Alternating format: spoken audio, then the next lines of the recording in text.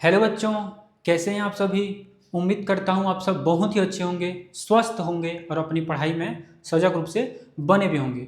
तो बच्चों, आप लोगों की पढ़ाई को ध्यान में रखते हुए है ना, एग्जाम पास में है, ठीक है ना, तो आपकी जो पढ़ाई है उसको और अच्छे से तैयारी को हम लोग और एक अच्छा दिशा देंगे, है ना। अब ज़्यादा टाइम तो बचा नहीं है, 1 महीना ही बचा है ना, तो बोर्ड एग्जाम, ठीक है जी। तो आपके एग्जाम को ध्यान में रखते हुए मोर पाठशाला द्वारा आप लोगों के लिए फ्री ऑफ कोर्स क्लासेस लाई जाएंगी। यहाँ पे जो जो विषय यहाँ पे लिखे हैं वो सारे विषय के आपके फ्री क्लास आपको मिलेंगे। उसमें हम लोग तैयारी को हम लोग कर रहे होंगे, है ना, रिवीजन के तौर पर चलेगी ये क्लास, मतलब रिवीजन करेंगे, ठीक है। जो भी हम लोग PYQ होंगे, प्रीवियस ईयर क्वेश्चन, और जो भी मोस्ट इंपॉर्टेंट क्वेश्चन होंगे उसको हम लोग आपको कराते हुए साथ साथ चलेंगे, ठीक है।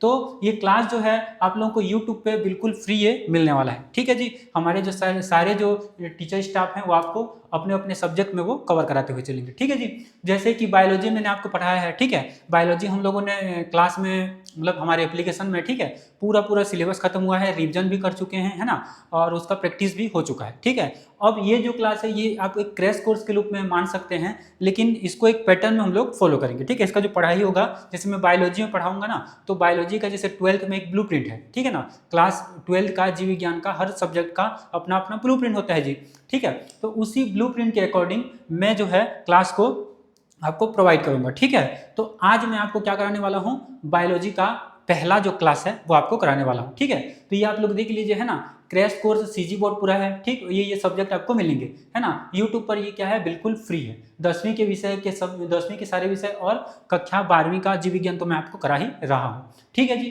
तो आप लोग इसको देख लीजिए, ठीक। फिर आज का जो क्लास है उसको हम लोग आज क्या है देखते हैं, ठीक है। तो आज मैं आपको क्या कराने वाला हूँ भाई, तो मैं आपको आज महत्वपूर्ण जो वस्तुनिष्ठ प्रश्न है, ठीक है, कक्षा 12वीं जीव विज्ञान के जितने भी महत्वपूर्ण वस्तुनिष्ठ क्वेश्चन बन सकते हैं पूरे चैप्टर से, 13 चैप्टर जितने भी यूनिट हैं, 13 चैप्टर के पूरा कंप्लीट जो वस्तुनिष्ठ है, जो भी इंपॉर्टेंट है उसको मैं आपको कराते हुए चलूंगा, ठीक है। तो आप ऐसा मत समझिए कि ऑब्जेक्टिव है तो ये आंसर बताते बताते निकल जाएंगे, ऐसा नहीं, ठीक है। हम लोग 4 ऑप्शन रहेगा, है ना, उस क्वेश्चन को डील करते हुए हम लोग आगे बढ़ेंगे, ठीक है। मतलब एक क्वेश्चन है तो उसमें बहुत सारे क्वेश्चन हमको पता चल जाएंगे। जैसे 1 नंबर के क्वेश्चन भी आपके में आएंगे, है ना, एक शब्द के क्वेश्चन पूछे जाते हैं ना, 10 नंबर का ऑब्जेक्टिव आएगा, 5 नंबर का एक एक शब्द का आपका पूछा जाता है, मतलब कि 1 वर्ड वाला, ठीक है। तो 1 वर्ड को भी मैं कराऊंगा, लगभग मैं आपको 300 क्वेश्चन जो है मैं कराने वाला हूँ, ठीक है जी। लगभग 300 क्वेश्चन, या 300 ना हो तो 200 प्लस ही होगा, ठीक है। तो इतना क्वेश्चन हम लोग करने वाले हैं, ठीक है जी। तो पहले अभी वस्तुनिष्ठ देखेंगे, फिर 1 नंबर का वाला को, 1 नंबर का जो क्वेश्चन पूछेंगे ना, एक शब्द वाला, उसको हम कर रहे होंगे, ठीक है। तो वस्तुनिष्ठ भी जो हम करेंगे ना, तो उसको बहुत ही डिटेल्स हम लोग देखने वाले हैं, ऐसा लगेगा कि थ्योरी क्लास हम लोग कवर कर रहे हैं, ठीक है जी। ठीक है, तो आप लोग क्लास को पूरा देखिए। हो सकता है क्लास जो है वो लंबा हो, तो आप लोग एक शांत जगह में बैठ जाइए, अपने लिए पानी का बोतल, कॉपी पेन भी रख लीजिए, जो भी पॉइंट आपको इंपॉर्टेंट लगे, ऐसा लगे कि ये हम लोग नहीं पढ़े हैं, तो उसको आप लोग नोट डाउन करते हुए चलेंगे, ठीक है जी। तो ये क्लास को आपको पूरा देखना है और पेपर से पहले तो इसको देख के ही जाना है, ठीक है जी।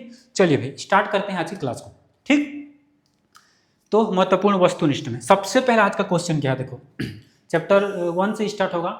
सबसे पहला जो क्वेश्चन है आप लिख लीजिए सामने, ठीक है। क्वेश्चन को पढ़िए, है ना, ध्यान से क्वेश्चन को पढ़ना है और उसके अकॉर्डिंग उसका आंसर जो है वो आपको देना है, ठीक है जी।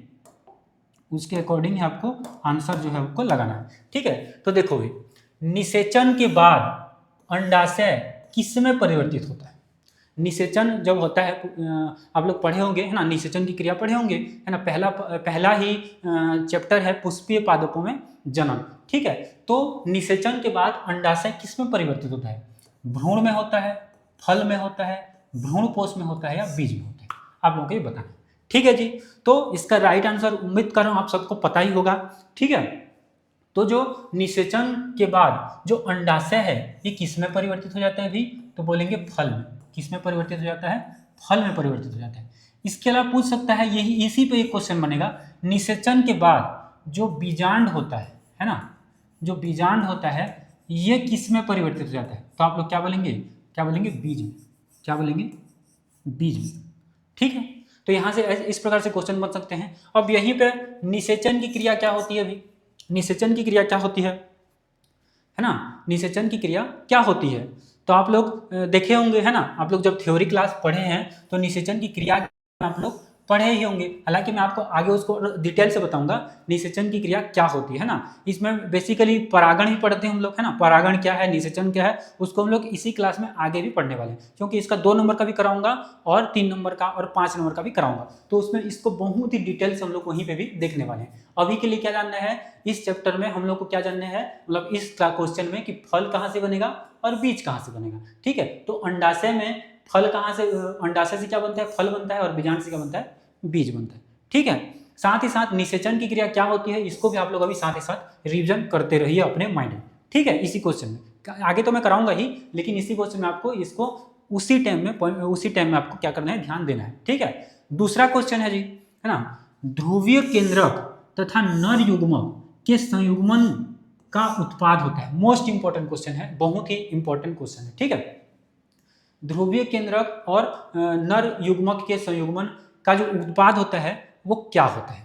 आप सबको पता है जो आवृत्तबीजी पौधे होते हैं ना, इसमें जो क्या बोलते हैं उसको, पू कैंसर होता है, उसमें क्या बनते हैं भी, लघु बीजाणु बनते हैं। लघु बीजाणु से पहले क्या, नर युग्मक बनते हैं, और उसमें कितने नर युग्मक बनते हैं, तो 2 नर युग्मक बनते हैं।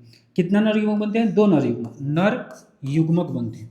ठीक है, नर युग्मक और एक नर युग्मक, है ना, नर युग्मक। इसमें कितने नर युग्मक बनते हैं, 2 नर युग्मक बनते हैं। इसमें से जो पहला जो नर युग्मक होता है, ये एग सेल, किससे, एग सेल जो होता है ना, स्त्री केसर यानी कि फीमेल गैमेटोफाइट जिसको हम कहेंगे। ठीक है, उसमें क्या बनता है, एक एग सेल बनता है, और यही दोनों मिलकर क्या बनाते हैं भाई, जाइगोट बनाते हैं। क्या बनाते हैं, जाइगोट बनाते हैं। क्या बनाते हैं, जाइगोट बनाते हैं। एक नर युग्मक एग सेल से क्रिया करके क्या बनता है, जाइगोट बनाता है। लेकिन जो दूसरा नर युग्मक होता है वो ध्रुवीय केंद्रक के साथ क्रिया करके, किसके साथ क्रिया करके, ध्रुवीय केंद्रक के साथ क्रिया करके, है ना, ध्रुवीय केंद्रक के साथ क्रिया करके क्या बनाता है भाई, तो बनाता है ये प्राथमिक भ्रूणपोष केंद्रक। क्या बनाता है, प्राथमिक भ्रूणपोष केंद्रक। क्या बनाता है, प्राथमिक भ्रूणपोष केंद्रक। ठीक है, प्राथमिक भ्रूणपोष केंद्रक बनाते हैं। 3N होता है। ठीक है, ये क्या होता है, 3N होता है। ठीक, तो देखो प्राथमिक भ्रूणपोष यही आगे चल के क्या बनाता है, भ्रूण को जो है वो क्या देता है, पोषण जो है वो दे रहा होता है। ठीक है, यही आगे चल के क्या देता है, भ्रूण को पोषण दे रहा होता है, इसलिए इसका नाम क्या है, भ्रूणपोष। क्या है, भ्रूणपोष। ठीक है जी, तो आपको समझ में आ गया, ये कॉन्सेप्ट आपको समझ में आना चाहिए ना। इस प्रकार से मैं देखो बहुत सारे क्वेश्चन यहाँ पे जैसे आपको पूछ देगा कि प्रथम नर युग्मक और एग सेल का क्रिया क्या होगा, तो जाइगोट होगा, है ना। और नर युग्मक और ध्रुवीय कोशिका, अगर जैसे ये क्वेश्चन पूछा, ये क्वेश्चन ऐसे पूछा, तो आपको क्या बोलना है, बताना है प्राथमिक भ्रूणपोष केंद्रक। तो यहाँ पे आपको द्वितीयक केंद्रक होगा क्या, नहीं, त्रिक संलयन होगा क्या, हाँ, ये प्रोसेस जो होता है ये क्या होता है, ये त्रिक संलयन ही होता है। यहाँ पे बना है ना 3N, है ना। तो आवृत्तबीजी का एक ये मतलब की क्वालिटी है कि उसमें द्विनिषेचन देखने को मिलता है, त्रिक संलयन देखने को मिलता है, ये सारी चीजें आप पढ़े होंगे। ठीक है, तो त्रिक संलयन इसी प्रक्रिया को कहते हैं, और यहाँ पे ये द्विनिषेचन भी कहा जाता है इसी को। ठीक है, दो निषेचन, दो बार निषेचन हो रहे हैं ना। ठीक है, तो क्या होते हैं, 2 निषेचन कहा जाता है, और इसको क्या कहा जाता है, त्रिसंलयन कहा जाता है। ठीक है ना, तो वही त्रिसंलयन से आगे क्या बनता है, तो प्राथमिक भ्रूणपोष बनता है ये वाला। ठीक है, 3N जिसको हम बोलेंगे ट्रिप्लॉइड। ठीक है, और उसके बाद क्या होता है, प्राथमिक पहला जो नर युग्मक वो एग सेल से क्रिया किया, और दूसरा जो नर युग्मक किससे क्रिया किया, ध्रुवीय केंद्रक से क्रिया करता है। ठीक है, और प्राथमिक भ्रूणपोष केंद्रक का निर्माण करता है। समझ में आ गया जी आपको। तो इस क्वेश्चन पे हम लोग इतना टाइम दे रहे हैं, इसका मतलब ये सारा जो टॉपिक है आपको, ये सारा जो मैंने आपको बताया वो क्लियर हो रहा होगा। ठीक है, तो यहाँ से ऑब्जेक्टिव क्वेश्चन बन सकते हैं, तो आप लोग बिल्कुल ध्यान दीजिए। ठीक है जी, तो 2 क्वेश्चन आपको क्लियर हो गया, 2 क्वेश्चन आपको क्लियर होगा। नेक्स्ट क्वेश्चन, निषेचन किसका लक्षण होता है, अभी मैंने आपको बताया। ठीक है, जब भी मैं क्लास स्टार्ट करता हूं, जब भी 12th का पहला चैप्टर जैसे कि पुष्पीय पादपों में जनन स्टार्ट करते हैं, तो वहां पे मैं एक चीज बताता हूं कि पादप जगत क्या है। पादप जगत क्या है, पादप जगत को कितने भागों में बांटा गया है। ठीक है, तो पादप जगत को हम सबसे पहले पढ़ते हैं, इसको पादप जगत को, है ना, पादप जगत। पादप जगत में हम क्या पढ़ते हैं, थैलोफाइटा पढ़ते हैं, है ना, ब्रायोफाइटा पढ़ते हैं, और टेरिडोफाइटा पढ़ते हैं। इसके अलावा क्या पढ़ते हैं, अनावृत बीजी पढ़ते हैं और आवृत बीजी पढ़ते हैं। क्या पढ़ते हैं, आवृत बीजी पढ़ते हैं, है ना। इसी को बोलते हैं जिम्नोस्पर्म, इसी को क्या बोलते हैं, जिम्नोस्पर्म, इसी को क्या बोलते हैं, एंजियोस्पर्म कहते हैं। ठीक है, इन सब मैंने आपको बताया था, इसमें मैंने आपको बताया था कि जड़, तना, पत्ती ये सब नहीं पाया जाता। सीक्वेंस से वो आगे बढ़ते हैं, जब थ्योरी क्लास होता है तो बड़े डिटेल से हम उसको पढ़ते हैं, ठीक है। इसमें इसको बोलते हैं अनावृत बीजी, जिसको हम जिम्नोस्पर्म के नाम से जानते हैं, और इसको बोलते हैं आवृत बीजी, जिसको हम एंजियोस्पर्म के नाम से जानते हैं। और यही आवृत बीजी जो है वो दो प्रकार का होता है, एक को बोलते हैं मोनोकॉट, एक को बोलते हैं डाइकोट। यानी कि बोलते हैं, एक को बोलते हैं एक बीज पत्री, है ना, एक बीज पत्री, और एक को बोलते हैं द्विबीजपत्री, है ना, द्विबीजपत्री, ठीक है। तो जो निषेचन की जो क्रिया होती है, निषेचन की जो क्रिया होती है वो, चूंकि हम लैंगिक जन्म किसमें पढ़ रहे हैं, आवृत्ति बीज में पढ़ रहे हैं, है ना, क्योंकि पुष्प इसी में पाए जाते हैं, है ना, पुष्पीय पादपों में लैंगिक जन्म, तो पुष्पीय पादप हम बेसिकली किसको कहते हैं, आवृत्ति बीजी पौधों को कहते हैं, है ना, किसको कहते हैं, आवृत्ति बीजी पादप को कहते हैं। और उसी में क्या होता है, निषेचन की क्रिया होती है। तो इसका जो राइट आंसर क्या हो जाएगा, ऑप्शन नंबर ए, आवृत्ति बीजी। क्या हो जाएगा, आवृत्ति बीजी इसका जो है करेक्ट आंसर हो जाने वाला है, ठीक है जी। इसका जो राइट आंसर क्या होगा, आवृत्ति बीजी हो जाएगा, आपको ध्यान रखना है। टेरिडोफाइटा नहीं होगा, रीजन मैंने आपको बता दिया, अनावृत्ति बीजी भी नहीं होगा, ब्रायोफाइटा भी नहीं होगा, ठीक है। तो इसका राइट आंसर क्या हो जाएगा, आवृत्ति बीजी आपको देखने को मिलेगा, ठीक है जी, हो गया। नेक्स्ट क्वेश्चन, ये भी बहुत इंपॉर्टेंट क्वेश्चन है ना। भ्रूणपोष की संरचना आप पढ़े होंगे, ठीक है। भ्रूणपोष की, हालांकि जब दीर्घोत्तरीय क्वेश्चन कराऊंगा तो इसको बड़े डिटेल से हम लोग करेंगे, है ना, यहाँ भी आपको बताऊंगा, ठीक है।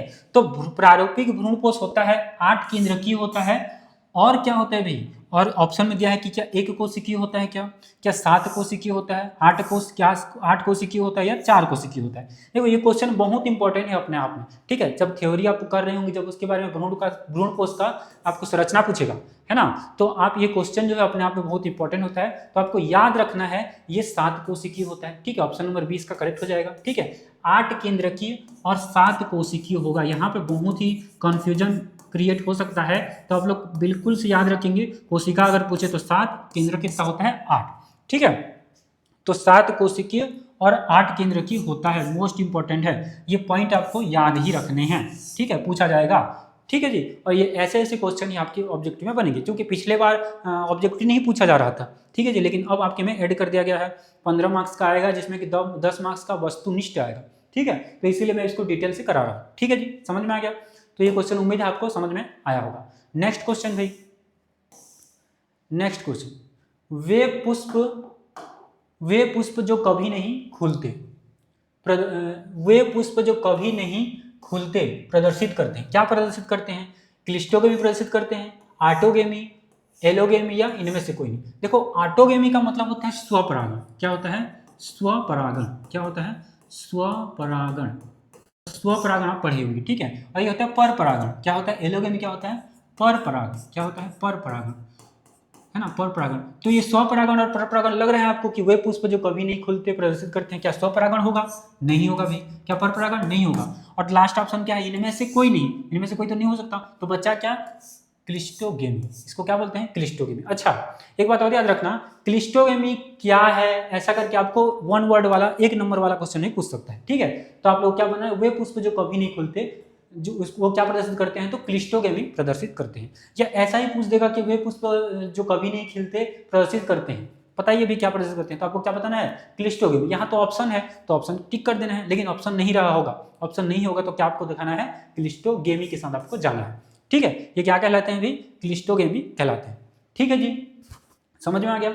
चलिए नेक्स्ट क्वेश्चन क्या है, नेक्स्ट क्वेश्चन मोस्ट इंपॉर्टेंट, ये इस चैप्टर में ये क्वेश्चन पूछा जाता है बार बार, ठीक है। टेपिटम किसका भाग होता है। अच्छा टेपिटम के कार्य भी पूछे जाते हैं, ठीक है, 3 मार्क्स के लिए पूछे जा सकते हैं, ठीक। तो टेपिटम किसका भाग है, नर युग्मकोद्वीप का भाग होता है, मादा युग्मकोद्वीप का भाग होता है, अंडाशय भित्ति का भाग होता है, पराग कोश की भित्ति का भाग होता है। तो आपको ऑप्शन को अच्छे से पढ़ना है, ठीक है, ऑप्शन को आपको अच्छे से पढ़ना है। अच्छा नर युग्मकोद्वीप कहाँ से बनता है भाई, है ना, पुंकेसर से, कहाँ से बनता है, पुंकेसर से। और ये मादा युग्मकोद्वीप स्त्री केसर से रिलेटेड होता है, ठीक है। और अंडाशय भित्ति भी स्त्री केसर से क्या होता है, रिलेटेड होता है।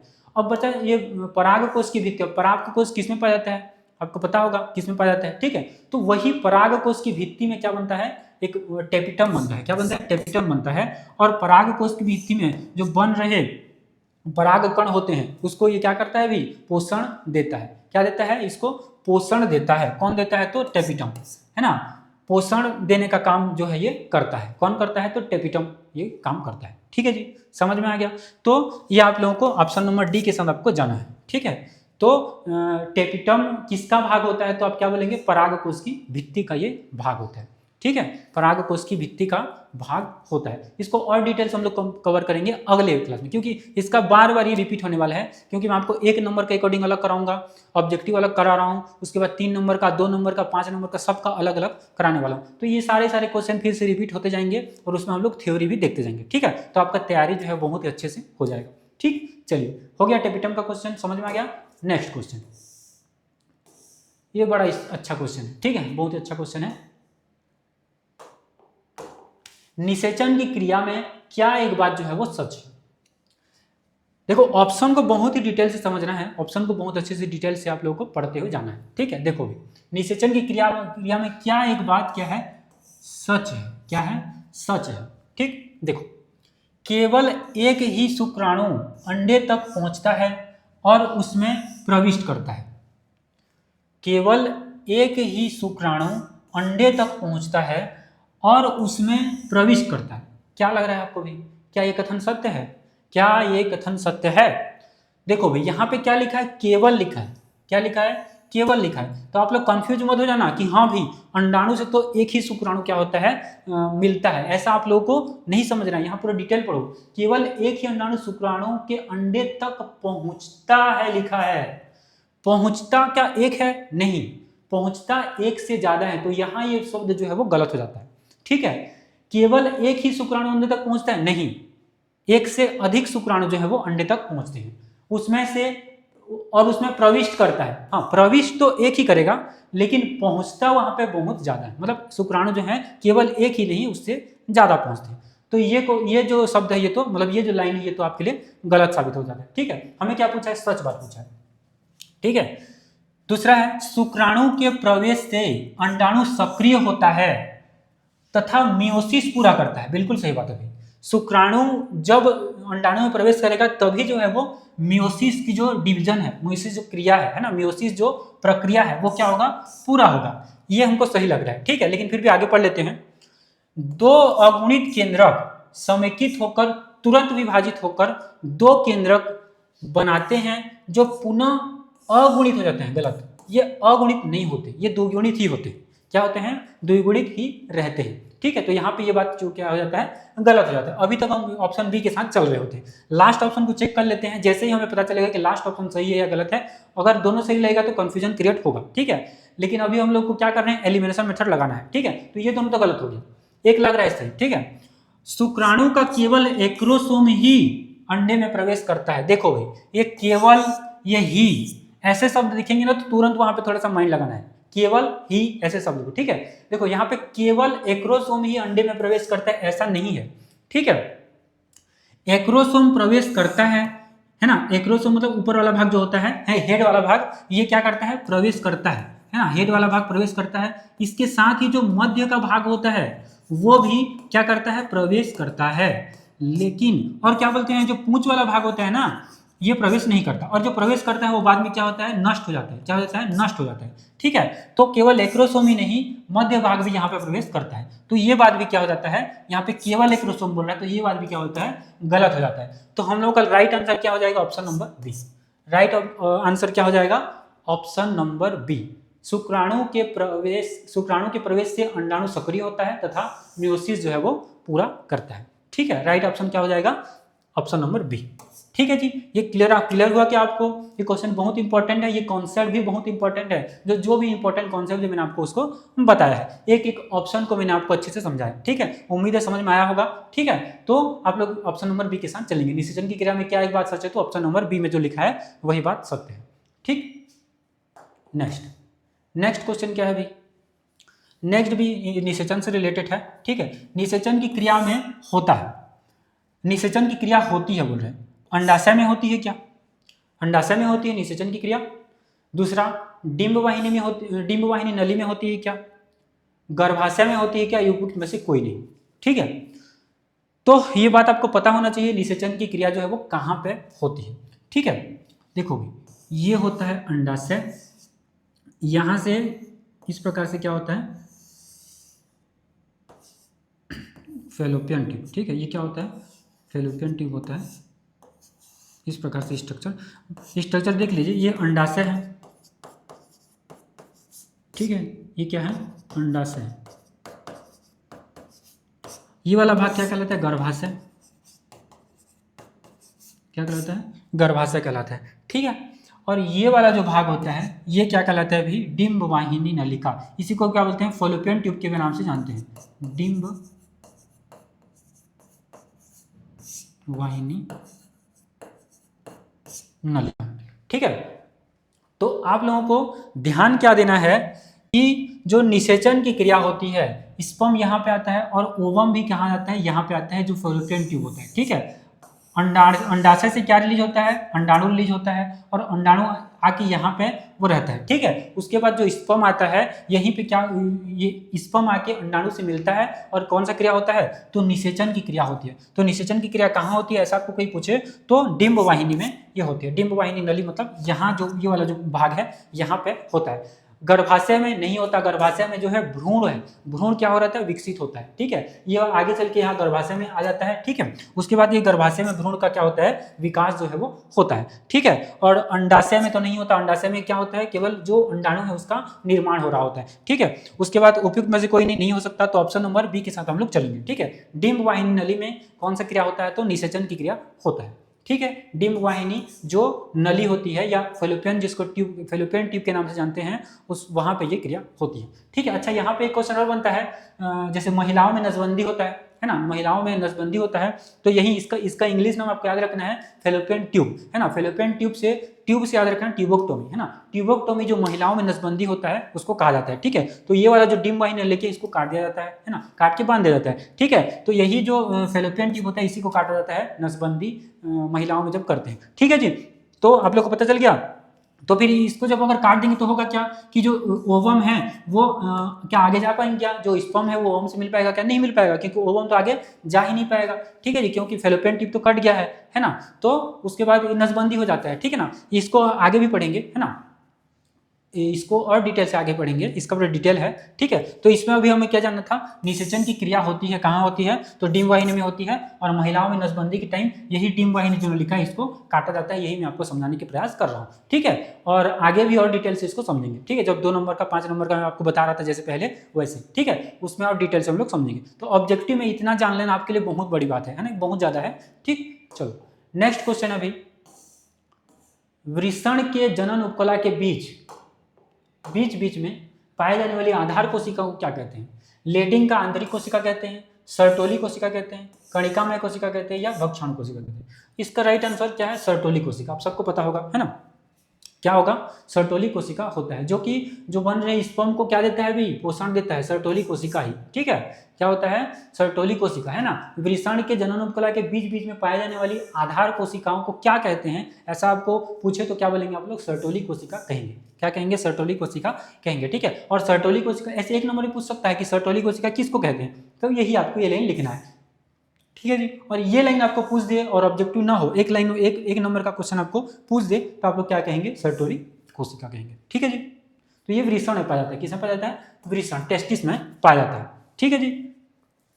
नेक्स्ट, मनुष्य के 28 दिन के अंडाशय चक्र में अंडोत्सर्ग होता है ना। देखो मासिक चक्र है ना, अंडा इसको क्या कहते हैं? मासिक चक्र भी कह देते हैं, ठीक है, मासिक चक्र कहते हैं, ठीक है। तो ये कितना दिनों का रहता है? आप सबको पता है 28 दिन का रहता है ना। महिलाओं में होता है ये, है ना, लड़कियों में, महिलाओं में, ये इनमें ये देखने को मिलता है, ठीक है। तो 28 दिन का ही होता है, ठीक है। मासिक चक्र कितने दिन का होता है? 28 दिन का होता है। तो इसमें पूछा क्या गया है? अंडाशय चक्र में अंडो उत्सर्ग होता है, मतलब कि जो ओवम है, जो अंडाणु है ना, अंडाणु है ना, इसका उत्सर्जन कब होता है? ऐसा बोल रहे हैं। परिपक्व कब हो जाता है? परिपक्व होकर जो फॉलोपियन ट्यूब अभी पढ़े ना, वहां पे आ जाता है, ठीक है। तो कब आ जाता है भाई? तो इसका ऑप्शन दिया है, क्या प्रथम दिन में ही आ जाता है? तो नहीं, ऐसा नहीं होता, ठीक है। 10वें दिन, 14वें दिन और 28वें दिन, है ना। 28वें दिन ये लास्ट वाला दिन है, ठीक है। तो इसका राइट आंसर क्या हो जाएगा? मैंने क्लास में आपको बार बार इसको बताया है, ठीक है। इसका राइट आंसर अपना ऑप्शन नंबर सी हो जाएगा, 14वें दिन, है ना। 14वें दिन में क्या होता है, जो अंडाणु होता है वो परिपक्व होके क्या होता है, अंडोत्सर्ग के लिए वो क्या होता है, रेडी होता है। ठीक है, अंडोत्सर्ग क्या होता है, वो रेडी होता है। तो मनुष्य के 28 दिन के अंडाशय चक्र में अंडोत्सर्ग होता है, तो इसका राइट आंसर 14वें दिन जो होता है। ठीक है, 14वें दिन में ये क्या होता है, अंडाणु जो है वो परिपक्व होके रेडी रहता है उत्सर्जन के। ठीक है, यानी कि फेलोपियन ट्यूब में ये क्या होता है, रेडी रहता है। अगर उसी टाइम में अगर कोई स्पर्म आके स्पर्म आया तो वहाँ निषेचन होने के पूरे चांसेस होते हैं, है ना। उसी टाइम में अगर कोई स्पर्म आया तो क्या होते हैं, निषेचन होने के पूरे चांसेस हैं। ठीक है, 14वें दिन में ये मतलब कि एक सुइटेबल टाइम होता है, सुइटेबल टाइम जो है ये होता है। ठीक है, किस चीज़ के लिए, तो संतान उत्पत्ति के लिए। ठीक है, संतान उत्पत्ति के लिए अगर संतान किसी को प्राप्ति करना चाहते हैं, ठीक है, तो उसके लिए क्या होता है, जो 14वें दिन जो होता है ना, इस दिन अंडाणु जो है वो परिपक्व रहता है। इसी टाइम में अगर शुक्राणु आ गया तो ये जो निषेचन की क्रिया है वो बहुत ही अच्छे से यानी कि हो सकती है, सफल हो सकती है। ठीक है, निषेचन की क्रिया जो है क्या हो सकती है, सफल हो सकती है, ऐसा कह सकते हैं। ठीक है जी, समझ में आ गया। तो इसका राइट आंसर क्या हो जाएगा, ऑप्शन नंबर सी। ठीक, नेक्स्ट, रजोधर्म होता है, रजोधर्म होता है। ठीक है, ऑप्शन को देखिए, है ना। पुटक उत्तेजक हार्मोन्स की कमी से नहीं, ल्यूटिनाइजिंग हार्मोन्स को बढ़ने से, ऐसा भी नहीं है। एस्ट्रोजन और प्रोजेस्टेरॉन की कमी से, यही ऑप्शन है। क्योंकि महिलाओं में जो हार्मोन्स होता है आप लोग पढ़े होंगे एस्ट्रोजन और प्रोजेस्टेरॉन के बारे में से कोई नहीं तो नहीं है। तो राइट आंसर क्या हो जाएगा, ऑप्शन नंबर सी, एस्ट्रोजन और प्रोजेस्टेरॉन। ये महिलाओं में पाया जाने वाला जो मुख्य रूप से हार्मोन्स है। ठीक है जी, समझ में आ गया। ठीक, नेक्स्ट क्वेश्चन है, अंतर्राष्ट्रीय जनसंख्या दिवस कब मनाया जाता है। अच्छा क्वेश्चन है, पूछा जा सकता है। ठीक है, अंतर्राष्ट्रीय जो जनसंख्या दिवस है वो कब मनाया जाता है। इसका राइट आंसर 5 जून नहीं है, 11 जून है। क्या हो जाएगा, 11 जुलाई इसका जो राइट आंसर है वो हो जाएगा। क्या हो जाएगा, 11 जुलाई इसका राइट आंसर हो जाएगा। ठीक, नेक्स्ट। अच्छा, इसी के बाद मैं अभी कर रहा था, ठीक है ना। देखो भाई, जनसंख्या वृद्धि को नियंत्रित करने के लिए जन्म दर का नियंत्रण किस पर निर्भर करता है ना। जन्म दर का नियंत्रण किस पर निर्भर करता है। ठीक, तो देखो, पहला निरोधक का उपयोग, ये भी है ना। ट्यूबोक्टोमी ये भी है, और वेसेक्टोमी ये भी। अच्छा, ट्यूबोक्टोमी और वेसेक्टोमी, ट्यूबोक्टोमी अभी तो बताया, महिलाओं में नसबंदी, है ना। किसमें, महिलाओं में नसबंदी, महिलाओं में क्या, नसबंदी। ठीक है, और इसमें किसको काटा जाता है, अभी बताया था मैं आपको, फैलोपियन ट्यूब को। ठीक है, वेसेक्टोमी में ये पुरुषों में होता है, पुरुषों में, है ना, पुरुषों में नसबंदी। ठीक है, पुरुषों में नसबंदी को क्या कहा जाता है, वेसेक्टोमी कहा जाता है। वॉश डिफेंस, जो शुक्राणु वाहिका नलिका बोलते हैं ना, शुक्राणु वाहिनी नलिका ऐसे कुछ बोलते हैं, उसको इंग्लिश में क्या बोलेंगे, वॉश डिफेंस। क्या बोलेंगे, वॉश डिफेंस। तो वॉश डिफेंस को क्या कर देते हैं, वेसेक्टोमी से याद रखना, वॉश डिफेंस। ठीक है, तो वॉश डिफेंस को या वॉश को क्या कर देते हैं, काट दिया जाता है, जिससे पुरुषों में क्या होती है, नसबंदी होती है। पुरुषों में अगर नसबंदी है उसको क्या कहते हैं, तो वेसेक्टोमी, और ट्यूबोक्टोमी महिलाओं में नसबंदी, है ना। और निरोधक का उपयोग भी किया जाता है, किसके लिए, जनसंख्या वृद्धि को नियंत्रित करने के लिए। तो जन्म दर का नियंत्रण किस पर निर्भर करता है, तो इस तीनों पर निर्भर करता है। तो उपयुक्त में से ये सभी हैं। ठीक है, ऑप्शन नंबर जो डी है ये आपका राइट आंसर हो जाएगा। ऑप्शन नंबर जो डी है वो क्या हो जाएगा, राइट आंसर हो जाएगा। ठीक है, तो ये तीनों हमारे लिए सही ऑप्शन सही है, तो ऑप्शन नंबर डी के साथ हम लोग जा रहे हैं। ठीक है, समझ में आ गया। नेक्स्ट क्वेश्चन,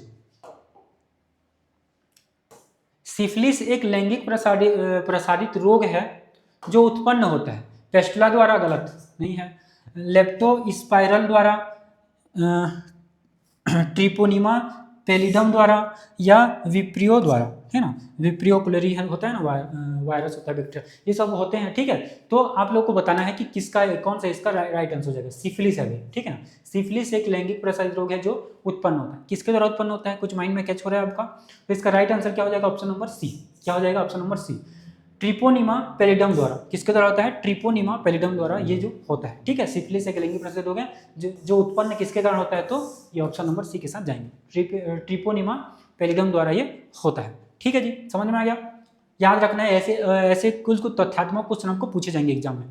ठीक, तो आपको याद रखने हैं कौन सा किसके कारण हो रहा है। ठीक है ना, क्रॉसिंग ओवर होता है, क्लास में मैं उसको बहुत डिटेल से बताया था। ठीक है, इसका कॉन्सेप्ट को हमने पढ़ा था, है ना, संलग्नता के साथ इसका कैसा रिश्ता है, इसको मैंने आपको बताया था, है ना। तो क्रॉसिंग ओवर, है ना, समजात गुणसूत्र में ये होता है, ठीक है, समजात गुणसूत्र वाला ये प्रोसेस है। अब सहलग्नता क्या है? सहलग्नता वो है जहाँ पे एक गुणसूत्र पर उपस्थित जो जीन्स होते हैं ना, एक गुणसूत्र पर उपस्थित जीन्स जो होते हैं वो एक साथ आगे वंशागत होने के लिए क्या होते हैं? रेडी होते हैं या वंशागत होते हैं। इसको हम क्या कहते हैं? सहलग्नता कहते हैं। तो इसमें क्या लिखा है? पहला, सहलग्नता का व्युत्क्रमणुपाती क्रॉसिंग ओवर को बोल रहा है। सहलग्नता के समान, ट्रांसलोकेशन के समान, उपरोक्त में से कोई नहीं।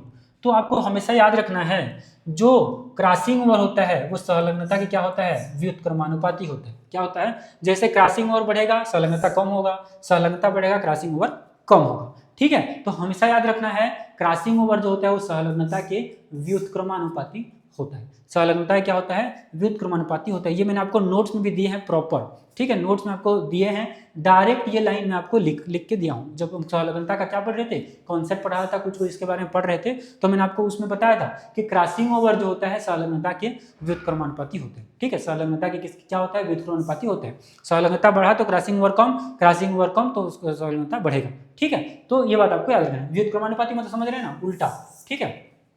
ठीक है जी, समझ में आ गया। अब नेक्स्ट क्वेश्चन नंबर 16 है, टर्नर सिंड्रोम होता है। क्या होता है टर्नर सिंड्रोम? क्या होता है बताओ। बहुत सारे जो सिंड्रोम हैं वो हमने थ्योरी क्लास में पढ़े हैं, तो वो आज काम आने वाला है। क्या थ्योरी आप कितना पढ़ रहे हैं, कितना रिवीजन कर रहे हैं, रिवीजन कर भी रहे हैं कि नहीं कर रहे हैं, वो आज आपको दिखेगा, ठीक है।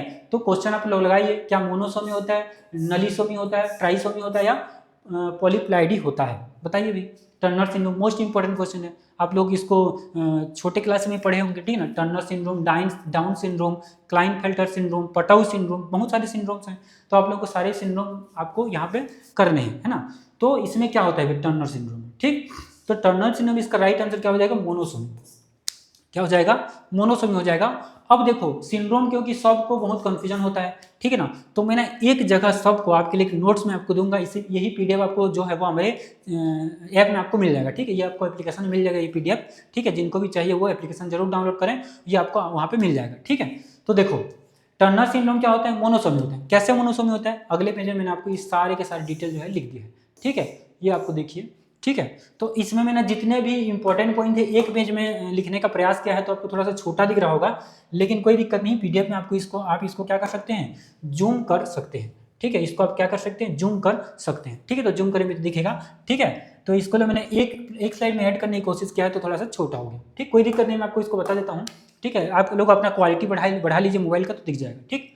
देखो भाई, प्रमुख जो गुणसूत्रीय विकार है, ठीक है ना, यहाँ पे down syndrome, Edward syndrome, Patau syndrome, Turner syndrome, Klinefelter syndrome, क्री टू शॉर्ट, है ना, एक्स वाई वाई सिंड्रोम, ये सारे सिंड्रोम मैंने आप लोग के लिए लिख किया। नीचे और एक सिंड्रोम है, इसका नाम क्या है? Triple x syndrome. तो जो जो आपके सिलेबस में है आप लोग उसको देख लेना है, मैंने सारे के सारे जो सिंड्रोम है उसको आपको ऐड कर दिया। अभी जो क्वेश्चन हमको पूछा था वो कौन सा सिंड्रोम था?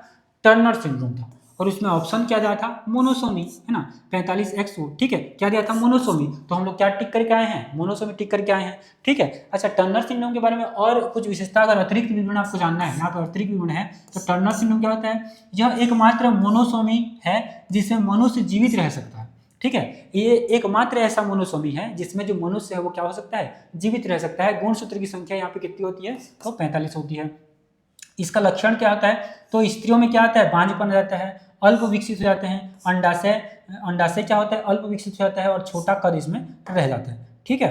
तो अब इसको मैं आपको एक एक को डिटेल से बता देता हूँ, ठीक है। एक एक को हम लोग पढ़ लेते हैं। सबसे पहले देखो डाउन सिंड्रोम है। क्या है डाउन सिंड्रोम? क्या है डाउन सिंड्रोम? तो 21वें जोड़ी की ट्राइसोमी, 21वें जो जोड़ी होता है उसमें ट्राइसोमी हो जाता है। तो जो +21, यहाँ पे कितने गुणसूत्र की टोटल संख्या कितनी हो जाएगी?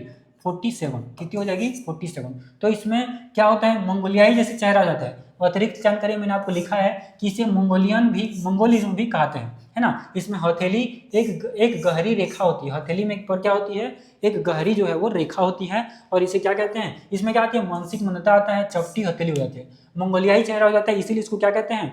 मंगोलिज्म कहते हैं। क्या कहते हैं भाई? मंगोलिज्म कहा जाता है, ठीक है जी। तो जो भी इंपॉर्टेंट पॉइंट है मैंने आपको यहाँ पे एक ही स्लाइड में लिख दिया है, ठीक। उसके बाद है एडवर्ड सिंड्रोम। इसमें 18वीं जोड़ी में क्या होता है? ट्राइसोमी हो जाता है, इसमें भी 47 गुणसूत्र हो जाते हैं, और गंभीर शारीरिक विकृति, है ना, मुट्ठी बंद करना, ये सब क्या होते हैं? इसके लक्षण हो जाते हैं, ठीक है। उसके बाद पटाउ सिंड्रोम में क्या होता है? तो 13वें जोड़ी में क्या होता है? ट्राइसोमी हो जाता है। 13वें जोड़ी +3 में क्या होता है? मतलब 13वें जोड़ी में एक एक्स्ट्रा गुणसूत्र आ जाता है, ट्राइसोमी इसको कहते हैं, ठीक है। तो इसमें भी गुणसूत्र की संख्या कितनी हो जाती है? 47 रहती है। कटा हुआ होंठ दिखेगा, है ना, ये आपको लक्षण पूछ सकता है कि इसमें कटा हुआ होंठ दिखेंगे करके। मानसिक दोष भी इसमें देखा जाता है, ठीक है, इसमें तो पटाव सिंड्रोम है, ठीक। उसके बाद टर्नर सिंड्रोम अभी बताया, ठीक है। क्लाइनफेल्टर सिंड्रोम में क्या होता है, ये भी ट्राइसोमी रोग होता है, XXY, ठीक है। और पुरुषों में निरित्व के लक्षण दिखते हैं, बांझपन दिखते हैं, है ना। पुरुषों में क्या होता है, निरित्व के लक्षण जो है वो देखने को मिलते हैं, साथ ही साथ बांझपन भी देखा जाता है, ठीक है। उसके बाद क्री टू सेट ये क्या होता है, अच्छा, क्लाइनफेल्टर सिंड्रोम यहाँ भी दिया है। इसमें पुरुष में स्तनों का विकास जो है वो देखा जाता है, ठीक है। क्या देखा जाता है, पुरुषों में स्तनों का विकास देखा जाता है, मतलब गुणसूत्र परिवर्तन के कारण, है ना, कुछ कुछ चीजें जो है वो महिलाओं की टाइप का ये हो जाता है, ठीक है ना। और महिलाओं में कुछ कुछ ऐसे रोग होते हैं जिसमें पुरुषों के लक्षण देखने को मिल रहे होते हैं, ठीक है। अब देखो क्री टू शॉर्ट सिंड्रोम, ये क्या होता है, गुणसूत्र 5 की लघु भुजा का विलोपन हो जाना, है ना, बिल्ली की तरह रोना, रोने की आवाज, छोटा सिर, ये सब इसके लक्षण है, ठीक है। यहाँ पे दिया गया देखो, फ्रेंच में इसका अर्थ है बिल्ली की चीख, फ्रेंच में इसका अर्थ है क्री टू सेट, इसका मतलब क्या है, फ्रेंच में बिल्ली की चीख, ठीक है, याद रखना है आपको। उसके बाद क्या है, XYY सिंड्रोम, ये सुपर मेल होता है, ठीक है ना, अत्यधिक लंबाई, आक्रामक व्यवहार इनका जो है वो होता है, ठीक है। इसके बाद क्या है, XXX सिंड्रोम, सुपर फीमेल, इसमें क्या, सुपर फीमेल, सीखने में कठिनाई, असामान्यता जो उपजाऊ, ये सारे इसके लक्षण हैं। तो आप लोगों को ये PDF मिल जाएगा, आप लोग इसको एक बार पढ़ लेना, ठीक है। मैं इतना स्पीड क्यों चल रहा हूँ, क्योंकि बहुत ज़्यादा चीज़ें आपको कवर कराना है। देख रहे हैं आप लोग, मैं एक ही क्वेश्चन में कितना टाइम आपको ले रहा हूँ, ठीक है। सारे के सारे कॉन्सेप्ट में आपको बताते हुए चल रहा हूँ, हर एक ऑप्शन पे बात हम लोग कर रहे हैं, ठीक है। तो मैं ऐसा नहीं चाह रहा हूँ कि, मैं ऐसा नहीं बोल रहा हूँ कि यही ऑब्जेक्टिव में आपसे एग्जाम में फंस जाएगा, लेकिन नहीं, अगर आप ऑब्जेक्टिव में सारे पोर्शन को आप लोग कवर करते हुए चलेंगे तो कुछ ना कुछ तो फंस ही जाएगा, ठीक है जी। लेकिन ये भी बहुत इंपॉर्टेंट क्वेश्चन है, तो आप लोगों को अच्छे से करना है, ठीक है। और मैं सारी चीज़ों को यहाँ पे बता ही रहा हूँ, ठीक है। इसके बाद में हम लोग बात करेंगे 2 नंबर के में, 3 नंबर के में, 5 नंबर के में और 4 नंबर के में भी, ठीक है। तो सारी चीज़ों को मैं आपको बताऊंगा, आप लोगों को बिल्कुल परेशान नहीं होना है, घबराना नहीं है, लेकिन पढ़ाई करते रहना है, ठीक है। पढ़ाई को मत वो करिए, ठीक है ना, पढ़ाई को रोकिए मत, और ये सारी चीज़ों को आपको पढ़ लेना है, ठीक है। और स्पीड चल रहे हो सर, ऐसा अगर कोई सोच रहे होंगे तो बिल्कुल हम लोग, आपको पता है कि बहुत सारा क्वेश्चन आपको कराना है। अभी हम लोग कितने क्वेश्चन करें, क्वेश्चन नंबर कितना थे, 16 क्वेश्चन था। हम लोग को अभी कम से कम 150, है ना, 100-150 क्वेश्चन हम लोग को ऑब्जेक्टिव लगाने हैं। उसके बाद 1 नंबर के क्वेश्चन भी हैं, ठीक है ना। जितना हो सके हम लोग करेंगे, ठीक है ना। और देखो, मैं चाहता तो क्वेश्चन पढ़ता, ऑब्जेक्टिव टिक करते आगे बढ़ते सकते थे, लेकिन इससे होगा क्या, ठीक है ना। लेकिन हम लोग थ्योरी अगर पढ़ेंगे तो उससे इर्द गिर्द अगर कुछ पूछा जा रहा है तो हम लोग उसको भी कर सकते हैं, इसलिए हम लोग एक एक ऑब्जेक्टिव पर क्या दे रहे हैं, टाइम दे रहे हैं, ठीक है। नेक्स्ट क्वेश्चन, लिंग संलग्न रोग है, लिंग संलग्न रोग है। रतौंधी हो गया क्या, यहाँ तो रतौंधी कट जाएगा, है ना, ये नहीं होगा। बेरी बेरी नहीं होगा, है ना। बहरापन, टाइलिस, ये नहीं होगा। यहाँ पे दिख रहा है वर्णांधता और हीमोफीलिया, तो वर्णांधता और हीमोफीलिया ही इसका जो राइट आंसर है वो होगा, ठीक है। लिंग संलग्न रोग का राइट आंसर क्या हो जाएगा, वर्णांधता और हीमोफीलिया। और वर्णांधता और हीमोफीलिया क्या है, इसको हम लोग डिस्कस करेंगे इसके जब बड़े क्वेश्चन कर रहे होंगे, ठीक है। इसको हम लोग बहुत अच्छे से डिटेल फिर करें, जो डिटेल से इसको पढ़ेंगे, ठीक है। ये आपको एक तथ्यात्मक क्वेश्चन पूछा गया है, पक्षियों में लिंग गुणसूत्र होता है ना। ZZ इसको आपको याद रखना है, ये ऑप्शन नंबर ए है, ZZ, ठीक है। तो ऐसे ऐसे क्वेश्चन में मैं टाइम नहीं दे रहा हूँ आपको, तथ्यात्मक क्वेश्चन जो भी है उसको मैं आपको डायरेक्ट जो है वो बताते चल रहा हूँ, ठीक। इसका राइट आंसर हो जाएगा ऑप्शन नंबर ए, ठीक। नेक्स्ट क्वेश्चन क्या है अभी, विल्सन द्वारा वर्णांधता की खोज किया गया था। विल्सन द्वारा वर्णांधता की जो खोज है वो कब किया गया था। और एक क्वेश्चन है, मेंडल के प्रयोगों के निष्कर्ष कब प्रकाशित किए गए। ये 2 क्वेश्चन है भाई, 2 क्वेश्चन है, आप लोग को बताना है, ठीक है। देखो, मेंडल के प्रयोगों का निष्कर्षण तो ये 1866 है, ठीक है। ये वाला 1910 है, एग्जैक्ट मेरे को याद नहीं है, आप लोग कंफर्म करेंगे, ठीक है। 1910 है, मैं एक बार कंफर्म कर लेता हूँ, ठीक है।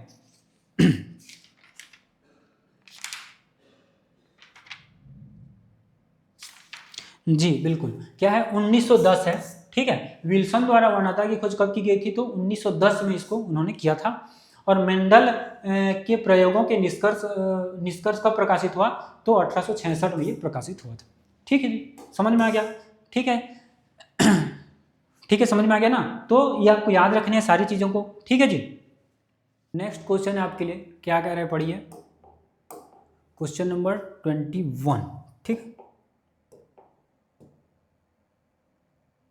देखो, RNA किसमें नहीं पाया जाता, RNA किसमें नहीं पाया जाता, ध्यान से क्वेश्चन को पढ़िए। गुणसूत्र में नहीं पाया जाता क्या, बताएंगे एक बार, है ना। प्लाज्मोलेमा, राइबोसोम और केंद्रिका, ठीक है। तो आरएनए इसमें से कौन से ऑप्शन में पाया नहीं जाता है, नहीं पाया जाता, इसको आप लोगों को बताना है, ठीक है। देखो भाई, अगर मैं इस क्वेश्चन के एक्सप्लेनेशन पर जाऊं तो आप सबको पता है जो गुणसूत्र होता है, ठीक है। गुणसूत्र क्या होता है भाई, क्रोमोसोम्स, ठीक है। क्या होते हैं क्रोमोसोम्स, इसमें आरएनए पाया जाता है कि नहीं पाया जाता, तो आप लोग कहेंगे जी सर बिल्कुल पाया जाता है आरएनए, ठीक है। अच्छा, राइबोसोम इसमें ही पाया जाता है आरएनए, ठीक है, इसमें ही पाया जाता है।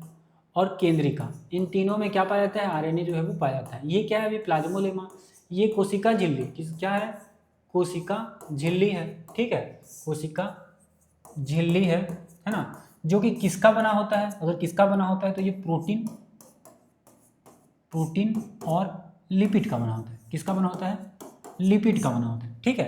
तो जो आरएनए होता है वो किस में नहीं पाया जाएगा, प्लाज्मोलेमा में पाया जाएगा। वो प्लाज्मोलेमा जो है वो इसका हिस्सा नहीं होगा, ठीक है, आरएनए का हिस्सा वो नहीं होगा, ये प्लाज्मोलेमा, ठीक है। तो इसका राइट ऑप्शन क्या हो जाएगा, प्लाज्मोलेमा। प्लाज्मो जो लेमा है ये आरएनए जो है, आरएनए में ये नहीं पाया जाता, ठीक है। गुणसूत्र में, राइबोसोम में और केंद्रिका में आरएनए किस में नहीं पाया जाता पूछ रहे, तो प्लाज्मो में नहीं पाया जाता। गुणसूत्र, राइबोसोम और केंद्रिका में आरएनए जो है वो पाया जाता है, ठीक है जी। तो प्लाज्मोलेमा क्या होता है, ये कोशिका झिल्ली है जो किसका बना होता है, प्रोटीन और लिपिड का बना होता है। और बाकी इन तीनों में आरएनए जो है वो पाया जाता है, लेकिन इसमें नहीं पाया जाता। क्लियर है जी, ठीक है। नेक्स्ट क्वेश्चन है, जेनेटिक कोड की खोज किसने की थी। तथ्यात्मक क्वेश्चन पूछेगा ही पूछेगा, है ना, कोई खोज या कोई सन, है ना, या कोई डेट आपको पूछ देगा, ठीक है। तो इसका राइट आंसर आपका हो जाएगा ए, नीरेनबर्ग ने। किसने खोज की थी, जेनेटिक कोड की खोज किसने की थी, तो नीरेनबर्ग के हिसाब के आपको चलना है, ठीक है। समझ में आ गया, चलिए आगे का क्वेश्चन देखते हैं। नेक्स्ट, ये भी तथ्यात्मक क्वेश्चन ही है, आप पढ़े रहेंगे तभी ये क्वेश्चन आप बना पाएंगे, ठीक है। तो खुराना को नोबेल पुरस्कार किस खोज के लिए दिया गया था या प्रदान किया गया था। क्या डीएनए की खोज के लिए है, आरएनए की खोज के लिए है, जीन का रासायनिक संश्लेषण के लिए है, या डीएनए पॉलीमरेज एंजाइम की, डीएनए पॉलीमरेज जो है इसकी खोज के लिए है। तो इसका जो करेक्ट आंसर अब हो पाएगा, ठीक है। आप लोग क्या गेस कर रहे हैं जी बताइए, ठीक है, मन में बताइए, ठीक है, कॉपी में लिखिए, है ना। तो इसका राइट आंसर मैं आपको बताते चलूँ, ठीक। इसका जो राइट आंसर है वो आप किसको लेंगे, जीन का रासायनिक संश्लेषण, किसको लेंगे, जीन का रासायनिक संश्लेषण। खुराना को नोबेल पुरस्कार किस लिए दिया गया था, तो आप क्या बोलेंगे, जीन का रासायनिक संश्लेषण इनके द्वारा जो है वो करा गया था, ठीक है। तो इसीलिए हाँ, इनको क्या मिला, नोबेल पुरस्कार जो है वो दिया गया था। तो इसका राइट आंसर क्या हो जाएगा, ऑप्शन नंबर सी, ठीक है। नेक्स्ट क्वेश्चन है, ओंकोजीन की खोज किसने की थी भाई, ओंकोजीन्स की खोज किसने की थी, है ना। तो ये भी तथ्यात्मक क्वेश्चन ही है जो कि आपको पूछा जा सकता है, डी ऑप्शन, ठीक है। बिशप एवं बर्नस, ठीक है, बिशप एवं बर्नस, ठीक, ये ऑप्शन आपको राइट लगा टिक करना है, ठीक है जी। तो ऐसा कोई ना कोई किसकी खोज किसने की थी, है ना, इसमें कोई कॉन्सेप्ट वाली बात तो है नहीं, ठीक है। जिसको खोजा रहेगा वही ऑप्शन हमको लेना है, ठीक है। और सन भी पूछ सकता है ना, कौन सा दिवस कब मनाया जा सकता है, ऐसा ही पूछ सकता है। तो ये सारी चीज़ें कुछ कुछ हैं जो आपको पढ़ना पड़ेगा, ठीक है। तो ठीक है जी, आगे बढ़ते हैं। और मैंने उसका जब थ्योरी पढ़ा रहा था तो मैंने ये सारे क्वेश्चन बताए भी थे, है ना, किसकी खोज किसने की थी, कौन सा डेट कब होता है, ये सारा मैंने बता चुका है, ठीक है। तो आप लोगों को अभी प्रैक्टिस कर रहे हैं तो आप लोगों को इसके साथ साथ याद होना भी चाहिए, ठीक है। ये क्वेश्चन तो आपको याद रहना चाहिए पहले से भी, ठीक। चलिए भाई, नेक्स्ट क्वेश्चन है, सेंट्रल डोग्मा में रिवर्स फ्लो होता है, सेंट्रल डोग्मा में रिवर्स फ्लो होता है। क्वेश्चन को ध्यान से पढ़ेंगे, ठीक है। सेंट्रल डोग्मा में क्या होता है, रिवर्स फ्लो होता है। क्या होता है, रिवर्स फ्लो होता है, ठीक है। सेंट्रल डोग्मा जो सामान्य सेंट्रल डोग्मा होते हैं, जो सामान्य सेंट्रल डोग्मा होता है, ठीक है, सामान्य अगर सेंट्रल डोग्मा हुआ तो इसका जो फ्लो होगा वो कैसा होगा भाई, DNA to RNA, DNA to क्या होगा, आरएनए होगा, और फिर क्या हो जाएगा, प्रोटीन हो जाएगा, ठीक है जी। लेकिन यहाँ पे क्या बोल रहा है, रिवर्स फ्लो के टाइम में बोल रहा है। तो रिवर्स फ्लो जब होगा ना, रिवर्स फ्लो के टाइम में अगर हम देखेंगे तो ये क्या हो जाता है, आरएनए से डीएनए हो जाता है। क्या हो जाता है, आरएनए से क्या हो जाता है, डीएनए हो जाता है, और डीएनए से फिर कहाँ हो जाएगा, प्रोटीन हो जाएगा। क्या हो जाएगा जी, प्रोटीन हो जाएगा। तो बताइए ये ऑप्शन कहाँ पे दिख रहा है आपको, ये ऑप्शन, क्या ऑप्शन नंबर ए सही है क्या, नहीं, ये तो सामान्य में होता है, तो ये ऑप्शन गलत हो जाएगा, ठीक है। प्रोटीन से होता है कि नहीं, ये गलत हो जाएगा। एमआरएनए नहीं भाई, आरएनए से डीएनए और डीएनए से प्रोटीन, ये ऑप्शन नंबर डी जो है आपका करेक्ट हो जाएगा, ठीक है। ऑप्शन नंबर डी जो है वो करेक्ट हो जाएगा। ठीक है। नेक्स्ट नेक्स्ट क्वेश्चन क्या है? नेक्स्ट क्वेश्चन बोल रहा है कि डीएनए फिंगरप्रिंट पढ़े हैं ना हम लोग क्लास में, याद करिए, ठीक है। एज इट इज वही ऑप्शन उठ के आ गया है, ठीक है। जो हम पढ़े थे एज इट इज वही ऑप्शन उठ के आया है, ठीक है। डीएनए फिंगरप्रिंट तकनीक का उपयोग मुख्य रूप से किसमें किया जाता है? यहाँ पे देखो मुख्य रूप से लिखा है, ठीक है। मुख्य रूप से किसमें किया जाता है? क्या प्रोटीन संश्लेषण में किया जाएगा? क्या आपराधिक मामलों की जांच और पितृत्व निर्धारण में किया जाएगा? आरएनए निर्माण में किया जाएगा? या विटामिन की पहचान में किया जाएगा? ठीक है। तो भाई आपको देख के क्या लग रहा है ना? डीएनए फिंगरप्रिंट आपको जब क्वेश्चन दिखेंगे तो आपको कहीं कहीं बी ऑप्शन थोड़ा सा महसूस नहीं हो रहा है? ऑप्शन नंबर बी कि आपराधिक मामलों की जांच और पितृत्व निर्धारण के लिए डीएनए फिंगरप्रिंट का जो है वो प्रयोग किया जाता है।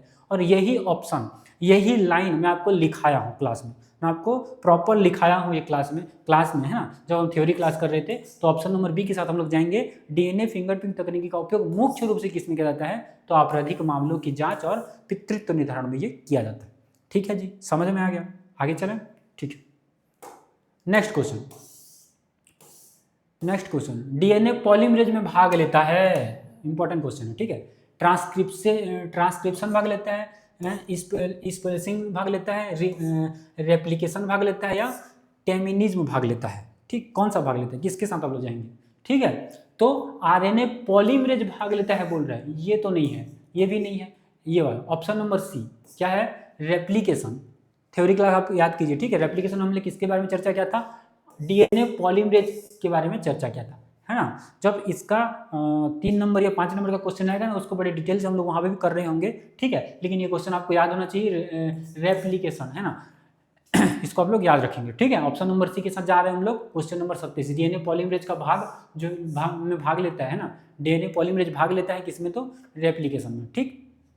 सेम क्वेश्चन, वैसे क्वेश्चन है ना। अब देखो डीएनए द्विगुणन के लिए आवश्यक होता है, डीएनए द्विगुणन क्या आवश्यक होता है बताइए, है ना। कोई क्वेश्चन आपको होमवर्क के लिए दूं क्या? ठीक है ना, या कमेंट बॉक्स में आप कमेंट करेंगे कोई क्वेश्चन, ठीक है। देखेंगे आगे कोई क्वेश्चन अगर ऐसा लगे जो बहुत इजी टाइप का है ना, सब हमारे क्वेश्चन इजी हैं, लेकिन अगर कोई क्वेश्चन मेरे को लगे तो मैं आपको बिल्कुल कमेंट बॉक्स में आप लोग इसका आंसर देंगे, ठीक है। और साथ ही साथ अगर वीडियो जो भी देख रहे हैं बच्चे, है ना, कमेंट बॉक्स में भी लिखते चले, है ना। हालांकि लाइव नहीं है, रिकॉर्डेड है, लेकिन आपको कमेंट बॉक्स में लिखना है, ठीक है। चलिए, डीएनए द्विगुणन के लिए आवश्यक होता है, कमेंट बॉक्स में क्या लिखेंगे? क्वेश्चन नंबर 28, ऑप्शन नंबर क्या? ए बी सी डी, जो भी होगा उसके ऑप्शन को आपको क्या करेंगे? 28 के साथ लिखेंगे, ठीक है। तो देखो भाई, डीएनए द्विगुणन के लिए आवश्यक कौन होता है? डीएनए पॉलीमरेज होता है, डीएनए लाइगेज होता है, आरएनए पॉलीमरेज होता है, उपयुक्त में से सभी होते हैं। बताइए कौन सा होता है?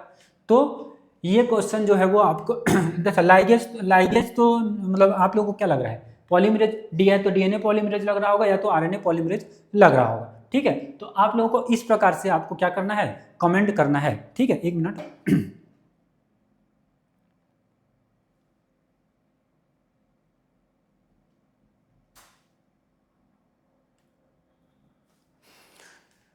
ठीक है, तो आप लोगों को कमेंट करना है, ठीक है। इस प्रकार से जैसे 28 का कौन सा ऑप्शन सही है, ऑप्शन नंबर ए सही है, बी सही है, सी सही है, डी सही, इस प्रकार से जो क्वेश्चन मैं आपको दूंगा उसमें आपको कमेंट करना है, ठीक है जी। अच्छा, ये क्वेश्चन डीएनए द्विगुणन के लिए आवश्यक होता है, ये क्वेश्चन का आंसर डीएनए पॉलीमरेज, ठीक है। DNA polymerase option number A के साथ आप लोग जाएंगे, ठीक है। ऑप्शन नंबर जो ए है इसके साथ आप जाएंगे, ठीक है। Option number A DNA polymerase पढ़े भी हैं क्लास में, ठीक है ना। और ये डीएनए द्विगुणन जैसे ही नाम सुनेगा आपको तो ये याद भी आ जाता होगा क्लास में, जैसे जैसे हम लोग किए थे उसके अकॉर्डिंग डीएनए पॉलीमरेज तो आपको याद भी आ रहा होगा, ठीक है। तो जो भी क्वेश्चन मैं आपको होमवर्क में दूंगा या कमेंट बॉक्स में लिखने के लिए बोलूंगा, या आप सारे के सारे क्वेश्चन का आंसर आप लिख सकते हैं, पहला का ये, दूसरा का बी, तीसरा का सी, ऐसे करके, ठीक है। तो आप लोग को साथ ही साथ क्या होता जाएगा? याद होता जाएगा, ठीक। नेक्स्ट क्वेश्चन 28 हो गया। 29 क्वेश्चन, डीएनए के दो स्ट्रैंड आपस में कौन से बंध से जुड़े होते हैं? भाई ये आज आप 12th में हैं, है ना। तो हम लोग 12th में एक लास्ट चैप्टर है केमिस्ट्री में, रसायन में, ठीक है। रसायन में एक चैप्टर है जिसका नाम क्या है? अभी तो बोलेंगे जैव अणु। क्या है? जैव अणु। जैव अणु, इसमें भी आप ये पढ़े होंगे, है ना। इसमें भी ये जो क्वेश्चन है इसको पढ़े होंगे, डीएनए का स्ट्रक्चर, ठीक है। और आणविक संरचना, है ना, आनुवंशिक पदार्थ की आणविक संरचना, ये वाला चैप्टर है आपके में, है ना। इसमें भी आप पढ़े होंगे। तो डीएनए की जो संरचना है वो आपस में कौन से बंध से जुड़ी होती हैं? है ना। तो हाइड्रोजन बंध से जुड़ी होती हैं, सबको पता है, ठीक है ना। तो किस बंध से जुड़ी होती हैं? हाइड्रोजन बंध से जुड़ी होती हैं, है ना। डीएनए के स्ट्रक्चर में हम इसको पढ़ने भी वाले हैं आगे, ठीक है। नेक्स्ट क्वेश्चन क्या है अभी, निम्नलिखित में से कौन सा नाइट्रोजन बेस आरएनए में पाया जाता है लेकिन डीएनए में नहीं? मोस्ट इंपॉर्टेंट, डीएनए से रिलेटेड है, ठीक है। कौन सा क्या बोल रहे हैं, नाइट्रोजन बेस आरएनए में पाया जाता है लेकिन डीएनए में नहीं पाया जाता। तो सबसे पहले आपको कोई एक भी अगर याद है ना तो बन जाएगा, आरएनए और डीएनए में, ठीक है। तो बताइए भाई क्या क्या पाया जाता है डीएनए में?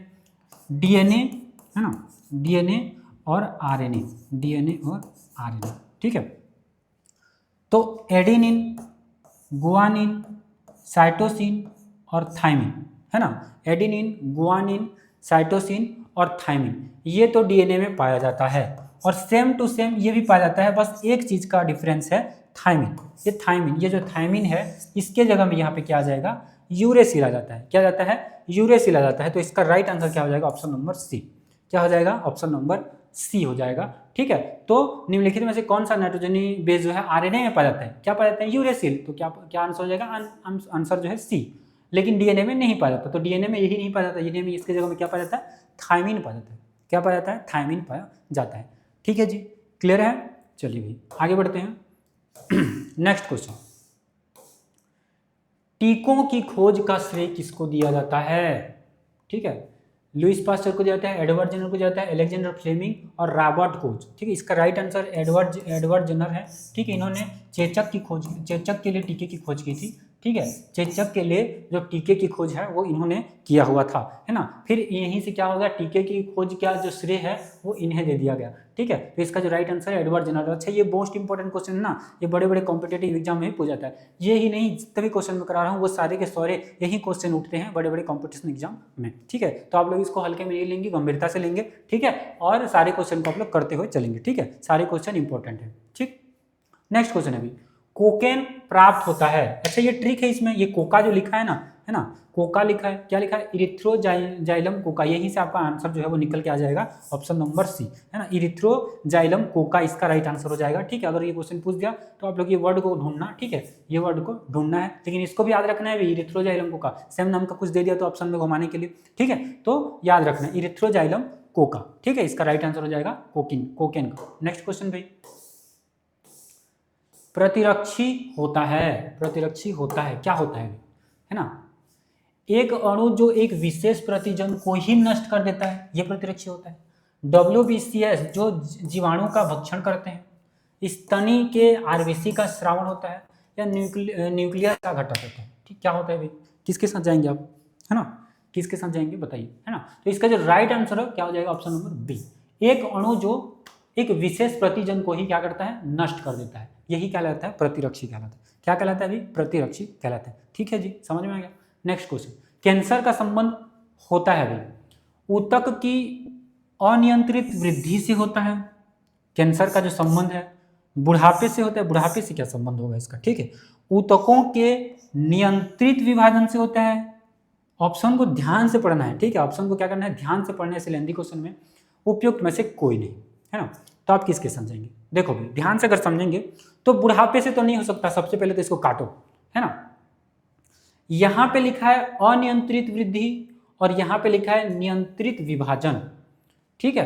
अगर यहां पे अनियंत्रित विभाजन हो गया होता तो ये ऑप्शन और ये ऑप्शन दोनों जो है वो करेक्ट लगता, लेकिन यहां पे आपको क्या दिया है? नियंत्रित विभाजन दिया है।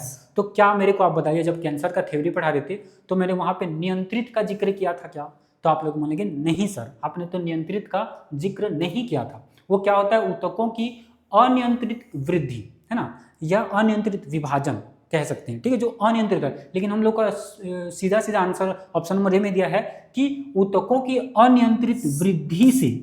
अगर ये ऑप्शन दिया है तो आप ऑप्शन नंबर ए के साथ जा रहे हैं, ठीक है। हम लोग किसके साथ जा रहे हैं? ऑप्शन नंबर ए के साथ। यहाँ पे नियंत्रित दिया है, ठीक है, तो नियंत्रित नहीं भी अनियंत्रित वृद्धि होता है किसमें? ऊतकों में। और ये एक और इसका संबंध किससे है? तो कैंसर से। किससे है? कैंसर से। क्लियर है भाई? ठीक है, समझ में आ गया। चलो भाई अगला, रुधिर में होने वाला कैंसर। रुधिर में होने वाला कैंसर क्या कहते हैं? रुधिर में होने वाला कैंसर को, ठीक है, क्या कहते हैं? देखो, एक ऑप्शन है कार्सिनोमा, एक होता है सार्कोमा, एक होता है लिम्फोमा, एक होता है ल्यूकेमिया। ठीक है। एक होता है क्या, ल्यूकेमिया। ठीक है, तो क्या होता है कार्सिनोमा और क्या होता है सार्कोमा। ठीक है, क्या होता है भाई देखो भाई, कार्सिनोमा ये भी कैंसर ही है। ये कहाँ पाया जाता है, कहाँ होता है ये, तो इसको क्या बोलेंगे, जो ऊतक होते हैं ना, जैसे संयोजी ऊतक होते हैं, तो संयोजी ऊतक का जो संयोजी ऊतक में जो कैंसर हो रहा है, ठीक है ना, जहाँ भी संयोजी ऊतक पाए जाते हैं वहाँ जो कैंसर होता है उसको क्या बोलते हैं, सार्कोमा। क्या बोलते हैं, संयोजी ऊतकों में जो भी कैंसर पाया जाएगा, ठीक है, संयोजी ऊतक में जो भी कैंसर पाया जाएगा उसको क्या बोलते हैं, सार्कोमा। लिम्फोमा क्या होता है, लिम्फोमा जो होता है ये जो है हमारी इम्यूनिटी यानी कि प्रतिरक्षा से संबंधित है। उसमें जो कैंसर होने वाला है उससे प्रतिरक्षा प्रणाली से, है ना, प्रतिरक्षा प्रणाली से होने वाला ये जो कैंसर है, मतलब इससे संबंधित है ये। ठीक है, उसके बाद जो कार्सिनोमा है ये कुछ ग्रंथियों से संबंधित है ना, जो बाहरी जो ग्रंथि होते हैं, जो त्वचीय वाला भाग होता है, ठीक है, वहाँ के कुछ कैंसर होते हैं जो कि कार्सिनोमा कहलाते हैं। और ल्यूकेमिया जो होता है ये होता है रक्त से संबंधित। क्या होता है, रक्त से संबंधित। क्या होता है, रक्त से संबंधित ये होता है। ठीक है जी, समझ में आ गया।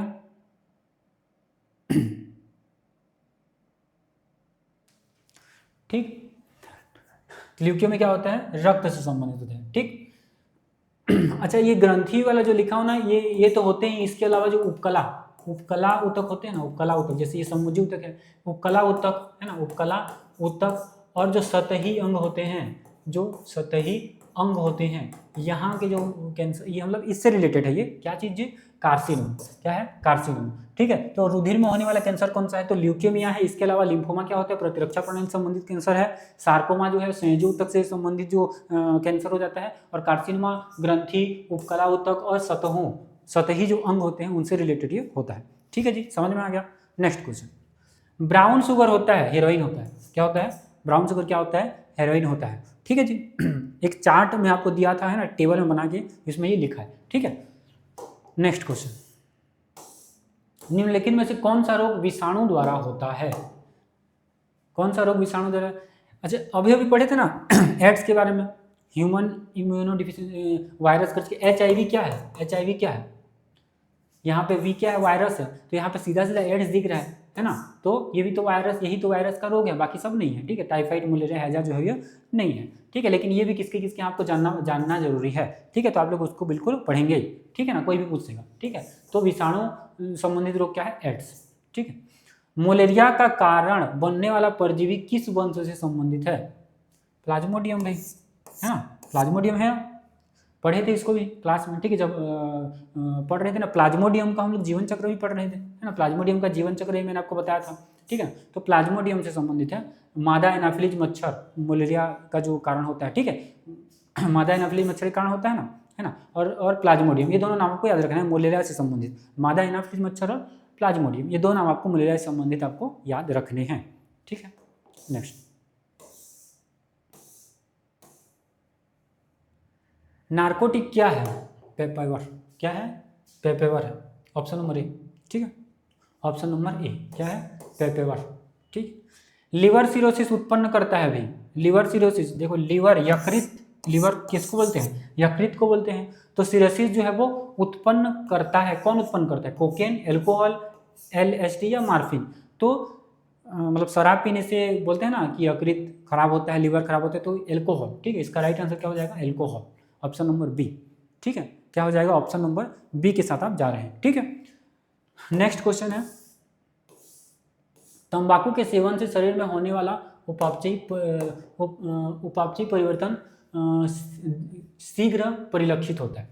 क्या है, अधिवृक्क ग्रंथियों की उद्दीपन से कैटेलोलेमिन का एक रक्त में स्राव, व्यक्ति के रक्तचाप तथा हृदय स्पंदन की दर में एकाएक वृद्धि, ए बी दोनों है या उपयुक्त में से कोई नहीं है।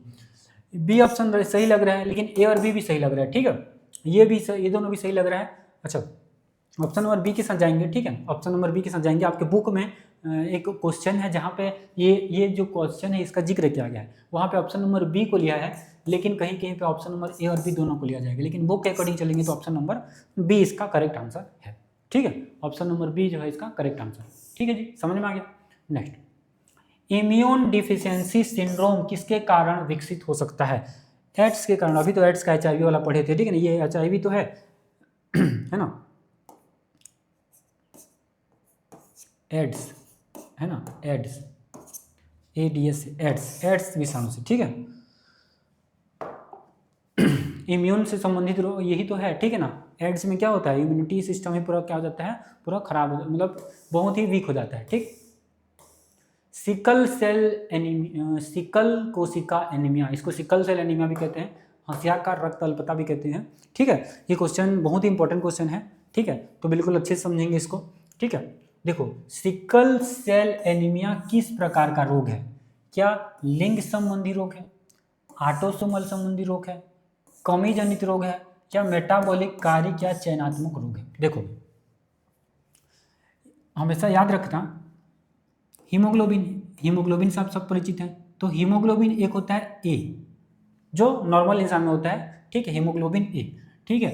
इसमें जो ब्लड होता है, ब्लड जो होता है वो क्या होता है, गोलाकार का होता है। क्या होता है, गोलाकार होता है ना, क्या होता है, गोलाकार होता है, ठीक है।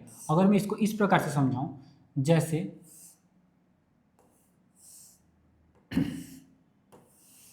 ठीक है जी, मान लो की बात हमारा जो ब्लड है ये इस प्रकार से यहाँ फ्लो कर रहा है, ठीक है, ये क्या कर रहा है, फ्लो कर रहा है, ठीक है। इस प्रकार से ब्लड जो है ये हमारे जो नसों में, धमनियों में, सिरों में ये क्या कर रहा है, फ्लो कर रहा है, ठीक है। लेकिन जिसमें ये सिकल सेल कोशिका, मतलब सिकल कोशिका एनीमिया जो है पाया जाता है, वो कोशिका जो होता है, ये क्या है, एचबी क्या है, कोशिका ही तो है। इसमें जो कोशिका होते हैं वो क्या होते हैं, इसमें जो कोशिका होते हैं वो क्या होते हैं भी, गोलाकार होते हैं, जो नॉर्मल इंसान में, ठीक है। अगर किसी को सिकल सेल एनीमिया हो जाता है तो उसमें आता है HbS, क्या होता है, HbS, और ये क्या हो, गोलाकार क्या हो जाता है, तो हंसियाकार हो जाता है। क्या हो जाता है, ये हंसियाकार हो जाता है। क्या होता है, हंसियाकार होता है। कहने का मतलब जो गोल सेल होता है ना, मान लो इस प्रकार का सेल है, इस प्रकार का सेल है ना, तो ये नॉर्मल में, ये किसमें, नॉर्मल में। लेकिन जब सिकल सेल हो जाता है तो यही क्या हो जाता है, यही गोल वाला इस प्रकार से सिकुड़ जाता है, सिकुड़ करके इस प्रकार स्ट्रक्चर ले लेता है, इस प्रकार सिकुड़ करके इस प्रकार से क्या ले लेता है, स्ट्रक्चर ले लेता है, ठीक है।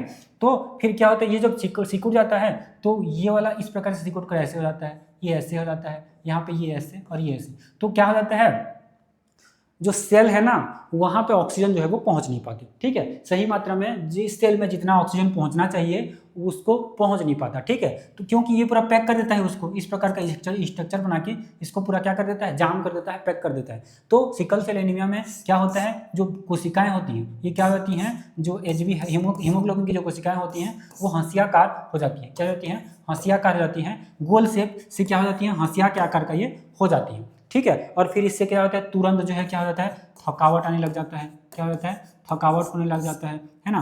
और व्यक्ति को क्या लगेगा, एकदम दुर्बल लगेगा एकदम, है ना। और तुरंत मतलब ज़्यादा काम करने से क्या हो जाएगा, थकावट का फीलिंग हो जाता है ना। और बहुत सारे प्रॉब्लम्स यहाँ पे देखने को मिलते हैं, ठीक है। तो ये जो रोग होता है ना, ये जो क्या होते हैं, जो गुणसूत्र होता है ना, गुणसूत्र के 11वें नंबर में ये क्या होता है, 11वें नंबर में ये प्रॉब्लम जो है वो देखने को मिलता है। गुणसूत्र का जो 11वां नंबर वाला होता है ना गुणसूत्र, उसी में ये क्या देखने को मिलता है, ठीक है।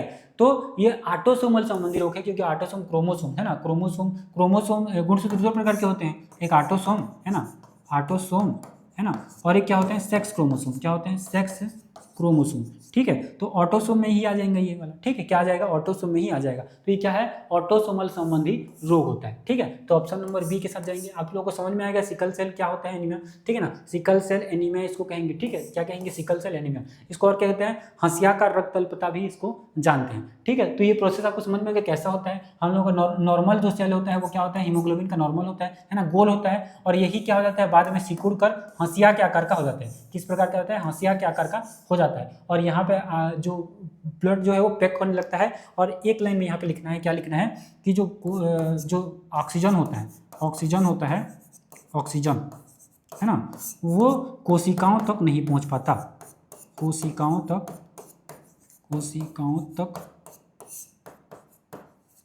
नहीं पहुँच पाता, नहीं पहुंच पाता, है ना, सही समय में ये पहुंच नहीं पाता या दिक्कत होता है। ठीक है, तो ये सारी चीज़ें जो है वो होता है। ठीक है, तो समझ में आ गया आपको सिकल सेल एनीमिया क्या चीज़ होता है। ठीक है, तो ऑप्शन नंबर बी इसका करेक्ट आंसर हो जाएगा। ठीक है, तो यहाँ से कुछ भी क्वेश्चन अगर आपको पूछ दे तो आप उसको बता देंगे। ठीक है, आप लोग क्या कर देंगे, उसको बता देंगे। ठीक, नेक्स्ट है भाई, एंटीबायोटिक शब्द सर्वप्रथम किसने प्रयोग किया था।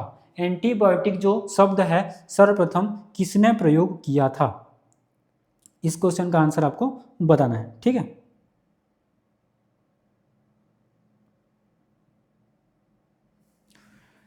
ठीक है जी, ये समझ में आ गया ये वाला। चलिए भाई नेक्स्ट क्वेश्चन क्या है, एंटीबायोटिक शब्द का प्रयोग किसने किया था। फ्लेमिंग ने किया था क्या, वॉक्समैन ने किया था क्या, पास्चर ने या लिस्टर ने किया था, किसने किया था। तो राइट आंसर इसका क्या हो जाएगा, वॉक्समैन। क्या हो जाएगा, वॉक्समैन। किसने प्रयोग किया था, वॉक्समैन ने प्रयोग किया था। ठीक है, नेक्स्ट, बी लिम्फोसाइट का निर्माण कहाँ होता है। बी लिम्फोसाइट का निर्माण जो है वो कहाँ होता है, अस्थि मज्जा में होता है, थाइमस में होता है, रक्त में होता है, लिम्फ या लसिका में होता है, किस में होता है भाई। देखो भाई, एक होता है बी लिम्फोसाइट, बी लिम्फोसाइट, और एक होता है टी लिम्फोसाइट, टी लिम्फोसाइट।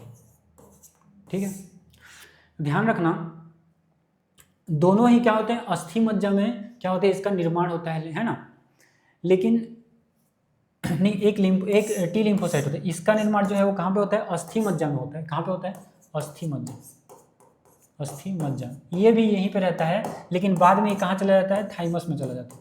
कहाँ चला जाता है, थाइमस में, थाइमस ग्रंथि में ये चला जाता है बाद में। ठीक है, ग्रो करने के लिए बाद में ये कहाँ चला जाता है, थाइमस ग्रंथि में चला जाता है। तो अभी क्या पूछा है हमको, बी लिम्फोसाइट का निर्माण जो है वो कहाँ होता है पूछा है, तो ऑप्शन नंबर ए के साथ हम चलेंगे। ठीक है, ऑप्शन नंबर ए के साथ हम चल रहे हैं। ठीक है, तो ऑप्शन नंबर ए जो है राइट करेक्ट आंसर आपका हो जाएगा। ठीक, नेक्स्ट क्वेश्चन क्या है भाई, बायोगैस प्लांट में कौन सी जीवाणु प्रयुक्त होता है। नाइट्रीफाइंग जीवाणु, फाइंग जीवाणु, ओमोनिफाइंग या डीनाइट्रीफाइंग जीवाणु या मेथिनोजेंसन। ये जो भी फाइंग फाइंग वाला दिखाई दे रहा है ये कोई नहीं है, option number D methanogens. Methanogens इसका राइट आंसर है। क्या हो जाएगा, मिथेनोजेंस जो जीवाणु है वो बायोगैस प्लांट में ये जो है प्रयुक्त होता है। बायोगैस वाला पढ़े थे ना, पूरा थ्योरी पढ़े थे हम लोग, बायोगैस का प्लांट कैसे बनाते हैं, इसका विथ डायग्राम मैंने आपको समझाया हुआ था। ठीक है, तो आपको यहाँ पे ये ऑप्शन नंबर डी के साथ जाना है। ठीक है, नेक्स्ट,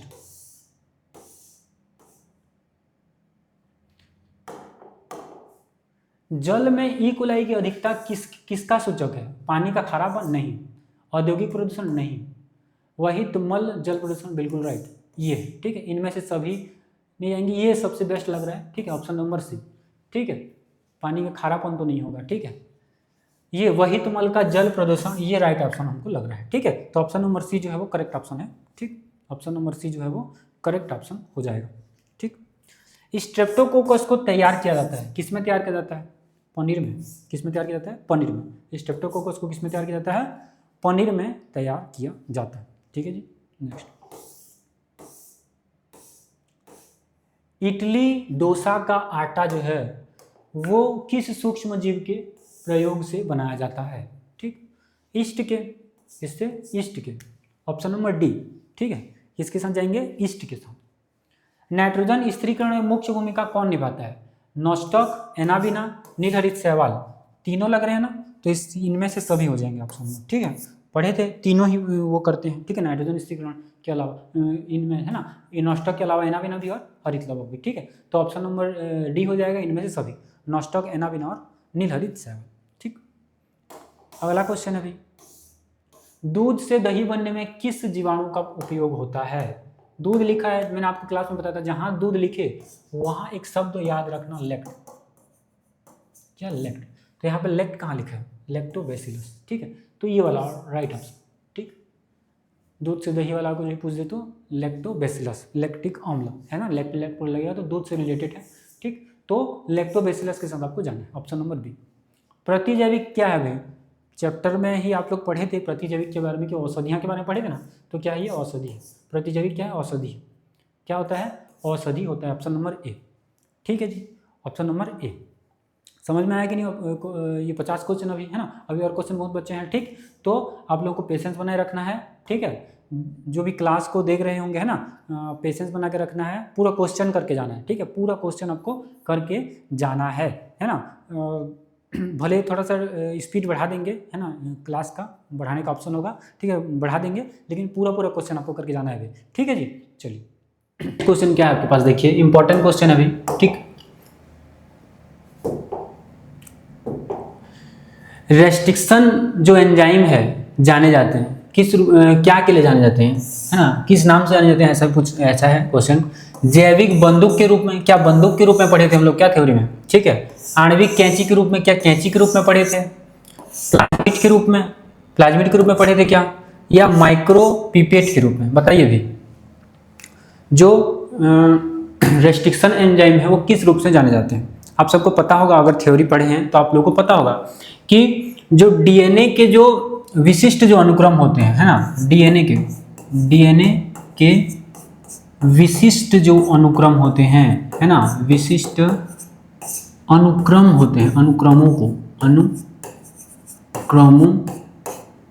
को क्या करने के लिए भाई? काटने के लिए। क्या करने के लिए? काटने के लिए हम किसका प्रयोग करते हैं भाई? तो कौन से एंजाइम का प्रयोग करते हैं? तो यहाँ पे ये रेस्ट्रिक्शन एंजाइम का हम लोग प्रयोग करते हैं। रेस्ट्रिक्शन एंजाइम का हम लोग क्या करते हैं? प्रयोग करते हैं। चूंकि इसको काटने के लिए प्रयोग कर रहे हैं तो इसको हम क्या नाम दे रहे थे भाई? तो हम इसको दे रहे थे आणविक कैंची का नाम दे रहे थे। क्या दे रहे थे? आणविक कैंची का नाम हम लोग दे रहे थे। ठीक है ना, समझ में आ गया ये क्वेश्चन है ना। तो इसका राइट आंसर हम लोग क्या हो जाएगा? आणविक कैंची के रूप। समझ में आ गया? ठीक है, रेस्ट्रिक्शन एंजाइम जाने जाते हैं क्योंकि ये डीएनए के विशिष्ट जो अनुक्रमों हैं उनको काटने के लिए इस एंजाइम का प्रयोग करते हैं है ना, इसीलिए हम इसको किस नाम से जानते हैं? आणविक कैंची के नाम से जानते हैं। ठीक है, नेक्स्ट क्वेश्चन क्या है? नेक्स्ट क्वेश्चन, प्लाज्मिड एक है ना, प्लाज्मिड एक है, क्या है भाई? कवक है? नहीं। प्लाज्मो कला का एक भाग ये भी नहीं है। प्लाज्मिड क्या? प्लाज्मिड ऐसे थोड़ी होगा। ठीक है, प्लाज्मिड ऐसे नहीं। लास्ट ऑप्शन देखिए, जीवाणु कोशिका के अतिरिक्त गुणसूत्रीय डीएनए, यही ऑप्शन हमारा क्लियर है। ठीक है, लास्ट वाला ऑप्शन आप देखेंगे तो ये वाला आपको बिल्कुल करेक्ट लगेगा। ठीक है, ये नहीं है। ठीक है, ये नहीं है, ये भी नहीं है, ये भी नहीं है, इसका राइट आंसर ये वाला है। ठीक, जीवाणु कोशिका में आंतरिक शुक्राणु अतिरिक्त गुणसूत्रीय डीएनए होता है। क्या प्लाज्मिड क्या होता है? यहाँ पे ये याद रखना, अतिरिक्त गुणसूत्रीय डीएनए होता है। ठीक है, किसमें? तो जीवाणु कोशिका में। ठीक, क्लियर है? अगला क्वेश्चन देखिए भाई, अगला क्वेश्चन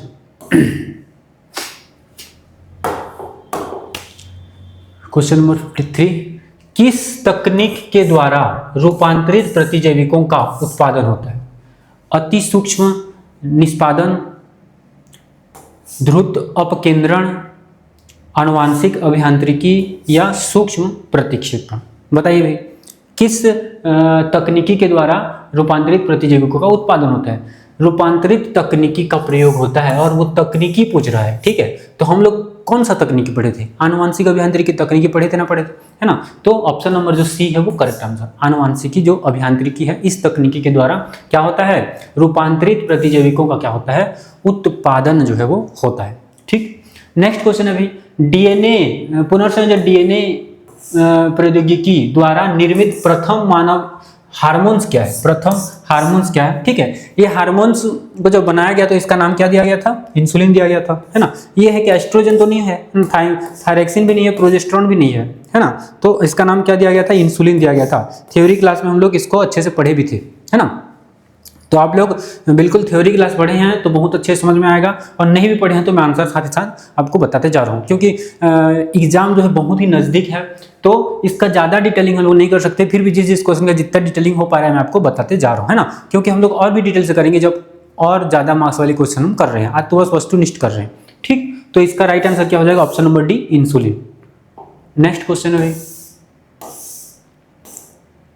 दिल्ली स्थित जैव प्रौद्योगिकी केंद्र का नाम क्या है? अच्छा, आपके बुक में इसका आंसर जो है ये वाला दिया है, अगर बुक में देखेंगे तो। ठीक है, ऑप्शन नंबर सी, लाल बहादुर जैव प्रौद्योगिकी है ना। ठीक है, तो ऑप्शन नंबर सी आपके बुक में दिया है, मैंने जब देखा था तो यहाँ पे ये वाला आंसर जो है वो दिया है, तो आप लोग इसके साथ जा रहे हैं। ठीक, निम्न में से कौन सा क्लोन है? डॉली भेड़, थ्योरी याद करो है ना, डॉली नाम दिए थे। ठीक है, बाइनरी फिजन द्वारा बनने वाले जीवाणु, बिल्कुल ये भी है जी है ना, काई के द्वारा बनने पौधे, ये भी है ना। तो option number D correct answer हो जाएगा। निम्न में से कौन सा क्लोन है बोल रहा है, तो ये तीनों ही क्लोन है, तो उपरोक्त में से सभी। राइट आंसर क्या हो जाएगा, उपरोक्त में से सभी हो जाएगा। ठीक, अगला भी। अच्छा, कुछ कुछ क्वेश्चन में आपको कमेंट के लिए बोला था ना, कमेंट करना है करके, कुछ कुछ क्वेश्चन मैं दूंगा आपको जिसमें आप कमेंट बिल्कुल करिए उसको, ठीक है। गोल्डन राइस जो है सहायक होता है पेट्रोल के समान ईंधन उत्पादन में, कीट प्रतिरोध में, कीटनाशी सहनशीलता में, या विटामिन ए की कमी को दूर करने में। गोल्डन राइस जैसे ही याद आएगा ना आपको, तो इसको याद रखना, विटामिन ए की कमी वाला, ठीक है। तो आपका राइट ऑप्शन क्या हो जाएगा, ऑप्शन नंबर डी, ठीक है, विटामिन ए की कमी को दूर करने के लिए। बहुत क्वेश्चन है तो थोड़ा सा हम लोग आगे और थोड़ा सा स्पीड थोड़ा बढ़ा रहे हैं, ठीक है। तो विटामिन ए की कमी को दूर करने में, है ना, गोल्डन राइस सहायक होता है। ठीक, टमाटर की फ्लावर सावर किस्म होती है कैसे, उच्च उत्पादन क्षमता युक्त होता है, संकर किस्म होता है, ट्रांसजेनिक होता है, या पॉलीप्लाइड होता है, बताइए क्या आंसर हो जाएगा। तो ये कैसा हो जाएगा, इसका आंसर आप लोग कमेंट बॉक्स में बिल्कुल बताएंगे, ठीक है। इसका जो राइट आंसर हो जाएगा क्या हो जाएगा, ऑप्शन नंबर सी ट्रांसजेनिक के साथ जाएंगे क्या, या ऑप्शन नंबर बी संकर किस्म के साथ जाएंगे, बताइए। ट्रांसजेनिक के साथ लग रहा है, ठीक है।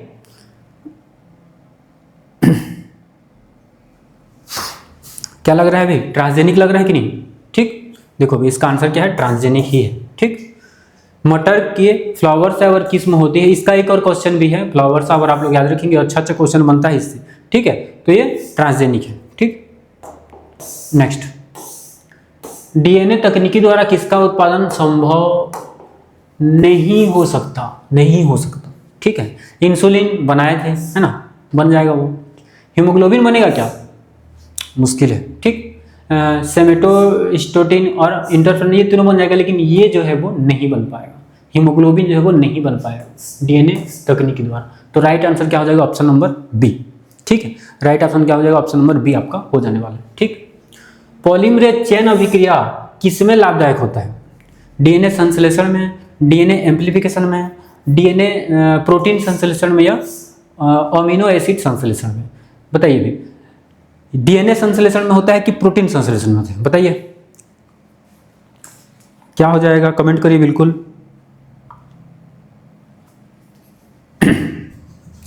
क्या हो जाएगा भाई राइट आंसर, कमेंट कर रहे हैं कि नहीं कर रहे हैं, कमेंट बिल्कुल करते हुए चलिए, ठीक। डीएनए संश्लेषण तो नहीं होगा, ठीक है। अच्छा, ये दोनों में ही एक ऑप्शन है, ठीक है, यही लग रहा है डीएनए एम्प्लीफिकेशन, ठीक। डीएनए एम्प्लीफिकेशन के साथ हम लोग जा रहे हैं, ठीक। डीएनए एम्प्लीफिकेशन, पॉलीमरेज चेन अभिक्रिया किसमें लाभदायक होता है, तो डीएनए एम्प्लीफिकेशन, ठीक है जी। चलिए आगे क्वेश्चन,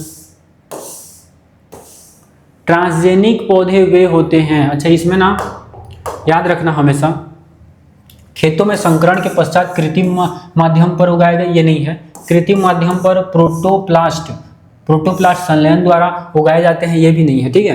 कायिक संकरण, ये भी नहीं है।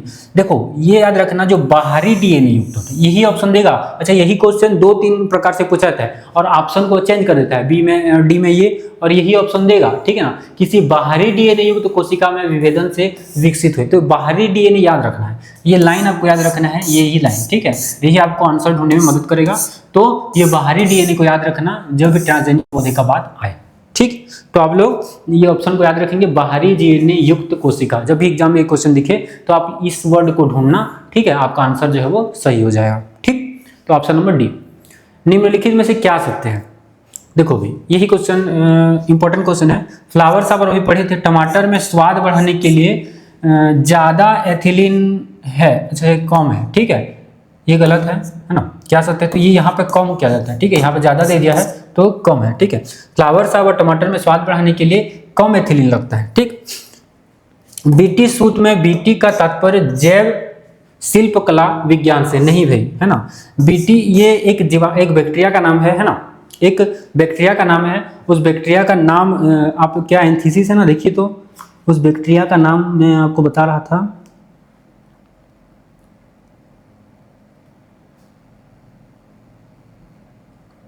हाँ, बेसिलस थुरिएंसिस, है ना, थुरिएंसिस इसका नाम है, ठीक है ना। बीटी के मैं भूल रहा था, बेटिलस थुरिएंसिस, है ना। इसका तात्पर्य उस बैक्टीरिया से है, ना कि जैव शिल्पकला विज्ञान से। ठीक, तो ये ऑप्शन भी गलत हो रहा है ना, ये ऑप्शन भी क्या हो जाएगा, गलत हो जाएगा। तीसरा ऑप्शन क्या है, प्रतिजामन हिरुडिन ट्रांसजीनेक ब्रेसिका नेपस बीजों द्वारा बनाया जाता है। बिल्कुल ये सही बात है ना, ये वाला जो करेक्ट आंसर है अपना हो जाएगा। लास्ट में कायिक संकरण में 2 पूर्ण कोशिकाओं का आवश्यक जीन के साथ संयोजन होता है, नहीं ये गलत है।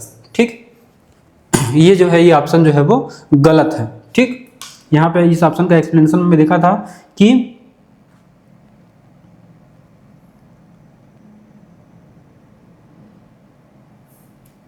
हाँ, ये यहाँ पे क्या दिया है कायिक संकरण में 2 पूर्ण कोशिकाओं में दिया है ना, 2 पूर्ण कोशिकाओं में आवश्यक जीन के साथ संयोजन है ना, तो ये जो आंसर है ये ऑप्शन जो है कि क्या है, गलत है। ठीक है, ठीक, समझ में आ गया।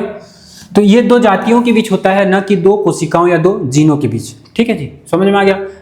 65 नंबर का क्वेश्चन आपका कौन सा ऑप्शन डी है, option number C, sorry option number D, नहीं ऑप्शन नंबर डी गलत, ऑप्शन नंबर सी के साथ जा रहे हैं ना, ऑप्शन नंबर सी, प्रतिजामन हिरुडिन ट्रांसजेनिक ब्रेसिका नेपस बीजों द्वारा बनाया जाता है। ठीक है, ऑप्शन नंबर सी इसका करेक्ट ऑप्शन हम लोग देखे थे।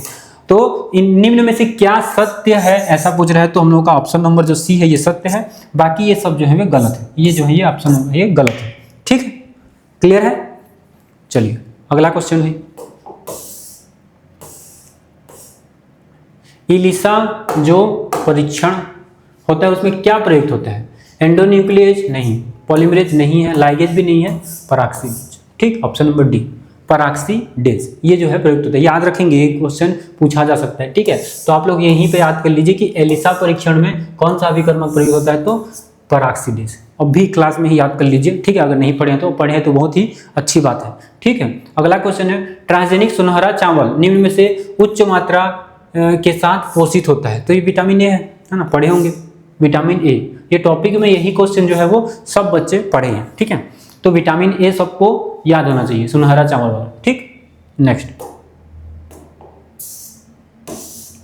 बीटी कपास का उत्पादन संभव है, बताइए। बीटी के इन सिटू संकरण द्वारा, बीटी के जीन नार्दर्न ब्लॉटिंग द्वारा, बीटी जीन के क्लोनिंग द्वारा, या बीटी जीन के साउदर्न ब्लॉटिंग द्वारा, बताइए भी कौन सा इसका राइट आंसर हो जाने वाला है। ठीक, बताइए। ये अगर ये चैप्टर पढ़े होंगे तो आप टॉपिक का भी नाम याद होगा, और टॉपिक का नाम याद होगा तो इसका आंसर आपको मिल जाएगा। ठीक है, तो क्या ऑप्शन है भी इसका, ये दोनों तो नहीं है, option number C cloning. Cloning तो पढ़िए ना, क्लोनिंग अच्छे से पढ़िए, पूरा टॉपिक इसका हम लोग पूरा कवर किए हैं। ठीक है ना, तो बीटी जिन की क्लोनिंग द्वारा क्या होता है, बीटी कपास का उत्पादन जो है वो संभव हो पाया है। ठीक, बीटी जिन के क्लोनिंग के द्वारा बीटी कपास का उत्पादन जो है वो क्या हो पाया है, संभव हो पाया है। पहली ट्रांसजेनिक फसल क्या थी भी, तथ्यात्मक क्वेश्चन है, तंबाकू। ठीक है, तंबाकू जो है वो पहली ट्रांसजेनिक फसल थी, आपको ये बात याद रखना है। ठीक है, तंबाकू क्या थी, पहली फसल थी जो पहली ट्रांसजेनिक जो फसल थी, कौन सी थी, तो तंबाकू, याद रखेंगे आपको। ठीक है, फसल में विदेशी जीन को जोड़ने को कहते हैं, क्या कहते हैं, विदेशी जीन। अच्छा, वहां पे मैंने एक बात बताया था बाहरी करके, बाहरी वर्ड को आपको क्या करना है, नोट करके चलना है, ऐसा बताया था ना ऊपर, वो जब ऑप्शन एक्सप्लेनेशन कर रहा था, तो यहाँ पे विदेशी लिखा है ना, सेम है। ठीक है, विदेशी, तो विदेशी जीन लिखा है ना, विदेशी जीन लिखा है या बाहरी जीन अगर लिखा है तो वो किसकी बात कर रहे हैं हम लोग, अनुवांशिक अभियांत्रिकी की, किसकी, अनुवांशिक अभियांत्रिकी की बात कर रहे हैं। ठीक है, तो ऐसे ऐसे वर्ड आपको पकड़ने हैं, विदेशी जीन या बाहरी जीन अगर जोड़ने वाला भी ऐसा दिया होता, फसल में बाहरी जीन जोड़ने को कहते हैं, तो अनुवांशिक अभियांत्रिकी आप लोग आंसर लगा के आएंगे। ठीक, समझ में आ गया, क्लियर है ना।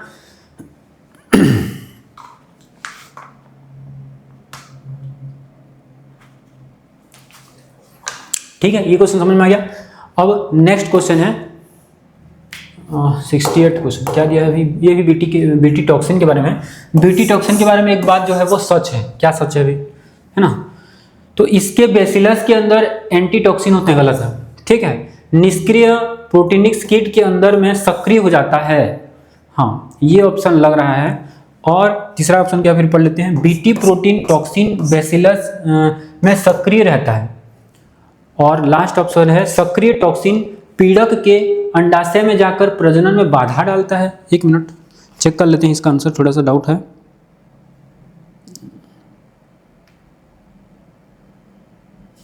इसका right answer option number B दिखा रहा है। ठीक है, ऑप्शन नंबर बी, निष्क्रिय प्रोटॉनिक्स कीट के आंत में सक्रिय हो जाता है, ये वाला। ठीक, ऑप्शन नंबर बी यहाँ पे करेक्ट दिया है। आपके बुक का ये क्वेश्चन है। ठीक है, तो इसके साथ आप लोग जाएंगे, निष्क्रिय प्रोटॉक्सिन कीट के आंत में सक्रिय हो जाता है। क्या हो जाता है? सक्रिय हो जाता है। इसका राइट आंसर ये हो जाएगा। ठीक है जी, चलिए। कुछ जीवाणुओं द्वारा उत्पन्न बीटी टॉक्सिन के क्रिस्टल स्वयं बैक्टीरिया नहीं समाप्त कर सकते हैं। थोड़ा सा कट रहा है क्या? नहीं। कुछ जीवाणुओं के द्वारा उत्पन्न बीटी टॉक्सिन क्रिस्टल स्वयं बैक्टीरिया को नहीं समाप्त करता, क्योंकि जीवाणु विष के लिए प्रतिरोधी होते हैं। टॉक्सिन अपरिपक्व होता है, टॉक्सिन अक्रिय होता है, या बैक्टीरिया टॉक्सिन को विशिष्ट कोष्ठ में बंद कर देता है। टॉक्सिन जो है वो अक्रिय होता है। इसका राइट आंसर ये हो जाएगा। ठीक है, ऑप्शन नंबर सी। ठीक है, टॉक्सिक क्या होते हैं? अक्रिय होते हैं। ये इसका राइट आंसर हो जाएगा। ठीक है। नेक्स्ट क्वेश्चन है, बेसिलस यूरिनथेंजिया, जो बीटी पढ़ रहे थे अभी, के स्ट्रेन्स का प्रयोग निम्न के बनाने में होता है। ये जैव कीटनाशक, यही पहला ऑप्शन हो जाएगा, जैव कीटनाशक के रूप में। ठीक है, क्या ये सब तो नहीं, जैव कीटनाशक के रूप में ये हो जाएगा। ठीक है, आप लोग कमेंट में भी आंसर करते रहिए। ठीक, तो इसका राइट आंसर क्या हो जाएगा? Option number A. ठीक, नेक्स्ट ये लो भाई, आपका फेवरेट क्वेश्चन आ गया। ठीक है, निम्न में से कौन सा खाद्य श्रृंखला सही है? ठीक, देखो भाई, घास, टिड्डा, मेंढक, सर्प, बाज। कहीं पे गलत लग रहा है यहाँ पे? घास, मेंढक, सर्प, मोर, नहीं, यहाँ मेंढक नहीं आएगा। ठीक है, घास, मोर नहीं आएगा, घास, सर्प ये भी नहीं आएगा। ठीक है ना, ये सब तो मांसाहारी हो जाते हैं। ठीक, तो हमारा राइट आंसर पहला नंबर। ठीक है, ये वाला सबसे करेक्ट आंसर हो जाएगा ऑप्शन नंबर ए। ठीक है, ये वाला राइट आंसर हो जाएगा, घास, टिड्डा, मेंढक, सर्प और बाज। ठीक है, तो ये क्या हो जाएगा? उत्पादक, प्राथमिक उपभोक्ता, द्वितीयक, तृतीयक और बाद में ये जो ट्रॉपिकल लेवल बढ़ते हैं ना, ट्रॉपिकल लेवल T1 से स्टार्ट करके हम लोग T5 तक जाते हैं। ठीक है, तो इस प्रकार से इसका सीक्वेंस जो है वो रहेगा। ठीक, तो इसमें से कुछ क्वेश्चन में आपको होमवर्क, जैसे कि वाला क्वेश्चन है, पर्यावरण विज्ञान से संबंधित संस्था है, आप लोग को बताना है। ठीक है, जितने भी संस्थाएं आपको पढ़ लेना है, या आपके लिए कमेंट बॉक्स में आप लोग रखेंगे, या होमवर्क तो नहीं कहेंगे, आप लोग इसको कमेंट बॉक्स में बताएंगे, है ना, सब कमेंट करेंगे। पर्यावरण संबंधित संस्था कौन सा? IUCN है, ENVIS है, FAOH है, या ZSI है। ठीक है, ये आपके लिए कमेंट बॉक्स में आपके लिए क्वेश्चन में छोड़ रहा हूँ। ठीक, खाद्य श्रृंखला में प्रारंभिक जीव क्या होते हैं भाई? प्रारंभिक जो जीव होते हैं वो क्या होते हैं? प्रारंभिक जो जीव होते हैं वो क्या होते हैं? स्वपोषी होते हैं। क्या होते हैं? स्वपोषी होते हैं। और स्वपोषी किसको बोलते हैं? जो क्या करते हैं भाई? प्रकाश संश्लेषण करते हैं। क्या करते हैं? प्रकाश संश्लेषण करते हैं। प्रकाश संश्लेषी कह सकते हैं इसको। ठीक है, तो इसका राइट आंसर ऑप्शन नंबर, ठीक, ऑप्शन नंबर ए हो जाएगा। ठीक है, वन परितंत्र में सिंह का पोषक स्तर, मोस्ट इंपोर्टेंट क्वेश्चन है। देखो भी ये बुक में आपका ना थोड़ा सा मिस्टेक दिया है ना, बुक में आपका right answer option number A दिया है, T3 दिया है, लेकिन अगर हम इसका कॉन्सेप्ट को जाने, है ना, कॉन्सेप्ट को जाने, तो यहाँ देखो प्राइमरी कंज्यूमर को उसको बोलते हैं। अच्छा देखो, ट्रॉपिकल लेवल 1, 2, 3 और T4, है ना, और कंज्यूमर यहाँ से स्टार्ट होगा, C1, C2, C3, यहाँ से उत्पादक स्टार्ट होता है, उत्पादक, है ना, यहाँ पे जितने शाकाहारी आते हैं, है ना, शाकाहारी, और यहाँ पे फिर मांसाहारी, है ना, मांसाहारी, फिर इसी का क्या हो जाएगा? उच्च मांसाहारी। क्या हो जाते हैं? उच्च मांसाहारी। तो जो सिंह है वो किस में आ जाता है? वो उच्च मांसाहारी श्रेणी का जो जीव है ये है। ठीक है ना, अगर सी होता तो ये 3 होता, लेकिन यहाँ पे उत्पादक से हम स्टार्ट करेंगे, पहला, दूसरा, तीसरा और चौथा, ठीक है। तो यहाँ पर राइट ऑप्शन क्या हो जाएगा, ऑप्शन नंबर टी, क्योंकि ट्रॉपिकल लेवल अगर हम देखेंगे, है ना, ट्रॉपिकल लेवल अगर हम देखेंगे तो ये T4 में ये आ रहा है, कौन सा जी, सिंह आ रहा है, ठीक है ना, सिंह जो है वो ट्रॉपिकल लेवल T4 में आ रहा है। लेकिन अगर कंज्यूमर पूछे तो क्या हो जाएगा, C3 हो जाएगा, C3 हो जाएगा। आपके बुक में इसका आंसर जो है वो T3 दिया है, क्या दिया है, T3, लेकिन इसका राइट आंसर क्या हो जाएगा, T4 हो जाएगा। आपको उसको करेक्ट कर लेना है, ठीक, क्या कर लेना है, करेक्ट कर लेना है। वन परितंत्र में सिंह का पोषक स्तर क्या है, देखो वन परितंत्र का आप जब थ्योरी पोर्शन पढ़ेंगे ना, तो वहां पे उच्च या सर्वोच्च मांसाहारी देगा, क्या देगा, सर्वोच्च मांसाहारी में किसको दे रहा है भाई, किसको दे रहा है, तो सिंह का एग्जाम्पल दिया होगा आपके में, किसका दिया होगा, सिंह का एग्जाम्पल जो है वो दिया होगा, ठीक है। और सर्वोच्च मांसाहारी किस में आ रहा है, अभी हमने देखा कि वो ट्रॉपिकल लेवल 4 में आ रहा है, ठीक। तो इसका राइट आंसर क्या हो जाएगा, ऑप्शन नंबर बी हो जाएगा, ठीक है। और बुक में दिया है ऑप्शन नंबर ए, तो आप लोग उसमें कंफ्यूज नहीं होंगे, थोड़ा सा सुधार लेंगे, उसको करेक्ट कर लेंगे, ठीक है। चलिए अच्छा, बुक के ऑब्जेक्टिव क्वेश्चन में ये दिया है ना, ऑब्जेक्टिव वाले, थ्योरी पोर्शन में नहीं, ठीक। तो ऑब्जेक्टिव जो कर रहे होंगे तो ये वाला क्वेश्चन आपको मिलेगा, तो आप लोग उसको करेक्ट कर लेना, ठीक। ऊर्जा का पिरामिड होता है हमेशा, ये मोस्ट इंपॉर्टेंट क्वेश्चन ना, ये बहुत बड़े बड़े कॉम्पिटिशन एग्जाम में पूछा जाता है, तो ये बहुत इंपॉर्टेंट क्वेश्चन है अपने आप में, ठीक है। तो ऊर्जा का पिरामिड, जैसे ऊर्जा का पिरामिड अगर देखें तो घास का पिरामिड देखते हैं, तो है ना, तो ऊर्जा का पिरामिड जो है वो हमेशा क्या बनता है, सीधा बनता है। यहाँ क्या उत्पादक आ जाते हैं, है ना, उत्पादक, प्राइमरी उपभोक्ता, द्वितीयक उपभोक्ता और तृतीयक उपभोक्ता, फिर क्या आते हैं ऊपर जो भी है, तो ये किस प्रकार सीधा बनता है हमेशा, ठीक है। ऊर्जा का पिरामिड हमेशा जो है क्या होता है, सीधा बनता है, ठीक। तो इसको हम घास का जो पिरामिड है इसमें देख सकते हैं, घास का पिरामिड में हम देख सकते हैं, ठीक है, समझ में आ गया। तो इस प्रकार से ये बनता है, ठीक है जी। चलिए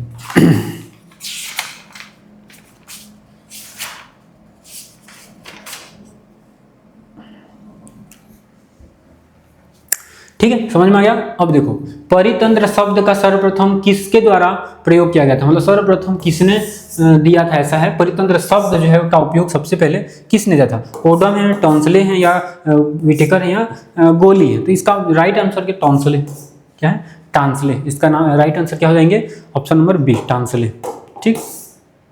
सवाना क्या होता है भाई, पढ़े हैं क्लास में, सवाना क्या होता है, घास का मैदान होता है ना, सवाना एक घास का मैदान है, यहाँ से आपको पकड़ना है, ठीक है। तो बिखरे हुए वृक्ष युक्त यही घास का मैदान अगर भी दे दिया होगा ना, तो यही जो है वो राइट आंसर हो जाएगा। सवाना क्या है, घास का मैदान, ठीक है। राइट ऑप्शन क्या हो जाएगा, बिखरे हुए वृक्ष युक्त घास का मैदान। उष्ण कटिबंधीय वन किसके द्वारा जो है सघन होता है, मोस्ट इंपोर्टेंट क्वेश्चन है ना। इसका कॉन्सेप्ट बहुत अच्छे से हम लोग पढ़े थे, अगर आपको कॉन्सेप्ट याद है तो आप लोग को समझ में आ जाएगा। जंगली जंतु के कारण क्या सघन होगा, क्या उच्च तापमान तथा कम वर्षा के कारण होगा, क्या, या कम तापमान या अधिक वर्षा के कारण होगा, या उच्च तापमान और अधिक वर्षा के कारण होगा, ठीक। बताइए भाई क्या होगा इसका राइट आंसर, कमेंट बॉक्स में बिल्कुल जल्दी जल्दी बताइए, ठीक है।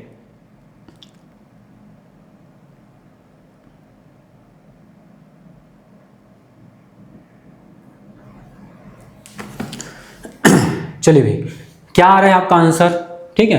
तो ये जो जंगली जंतु तो होगा नहीं, ठीक है, और कम वर्षा वाला भी नहीं होगा, ठीक, और यहाँ पे कम तापमान दे रहा है ये भी नहीं होगा, तो उच्च तापमान और उच्च वर्षा, ठीक है। जहाँ यहाँ पे क्या होता है, उष्णकटिबंधीय वन में किसके कारण सघन, मतलब जो वन है किसके कारण जो है क्या होता है, सघन होता है। सघन होने के कारण क्या है, इसमें उच्च तापमान होता है और अधिक जो है वर्षा देखने को मिलता है, यही इसका कारण हो जाता है, ठीक।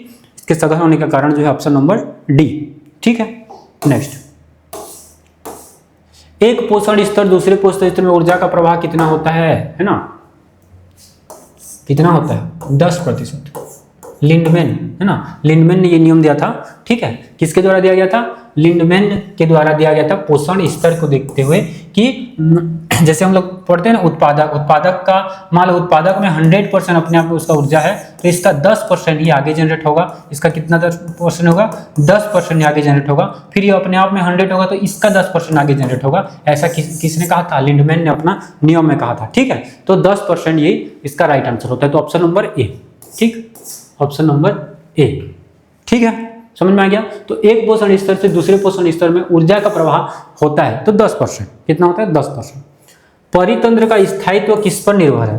प्राथमिक उपभोक्ता पर निर्भर है क्या? बस प्राथमिक उपभोक्ता पर ही निर्भर है जी, है ना। जैसे प्राथमिक उपभोक्ता में जो भी आते हैं वो केवल उन पर ही परितंत्र निर्भर होगा क्या? उत्पादक की संख्या पर निर्भर होगा? बस उत्पादक की संख्या पर निर्भर होगा या उपभोक्ता की संख्या पर निर्भर होगा? उत्पादक, प्राथमिक उत्पादक, उपभोक्ता या उत्पादक की संख्या? बताइए। तीसरा ऑप्शन, चौथा ऑप्शन दिया है उत्पादक उपभोक्ता की अंतर क्रिया। क्या आपको डी ऑप्शन करेक्ट नहीं लग रहा है? थोड़ा सा सही लग रहा है ना, तो ऑप्शन नंबर डी इसका करेक्ट आंसर हो जाएगा। ठीक है, बस इस पे ही नहीं, उत्पादक और उपभोक्ता के बीच अंतः क्रिया में क्या होता है, जो परितंत्र है वो क्या होता है, स्थायित्व रहता है। ठीक है, स्थायित्व वो रहता है। ठीक, तो उत्पादक और उपभोक्ता की अंतर क्रिया में क्या होता है, परितंत्र का स्थायित्व जो है वो निर्भर करता है। ठीक है जी, समझ में आ गया। नेक्स्ट अगला क्वेश्चन क्या है, जैव विविधता शब्द प्रयोग जो है वो सबसे पहले किसने किया था? बताओ भाई, किसने किया था? आपको कमेंट बॉक्स में बिल्कुल करिए। ठीक है ना, इसका राइट आंसर मैं बता देता हूँ आपको, ऑप्शन नंबर ए। ठीक, रोजेन। ठीक, उसके बाद हमारे देश में वन्य जीव संरक्षण अधिनियम कब पारित किया गया था? मोस्ट इंपोर्टेंट क्वेश्चन है। ठीक है, मोस्ट इंपोर्टेंट क्वेश्चन है, तो आपको हमेशा ये बात याद रखना है ना।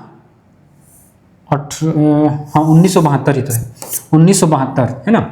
1972 में वन्य जीव संरक्षण अधिनियम जो है वो पारित किया गया था। ठीक है, 1972 में। ठीक है जी,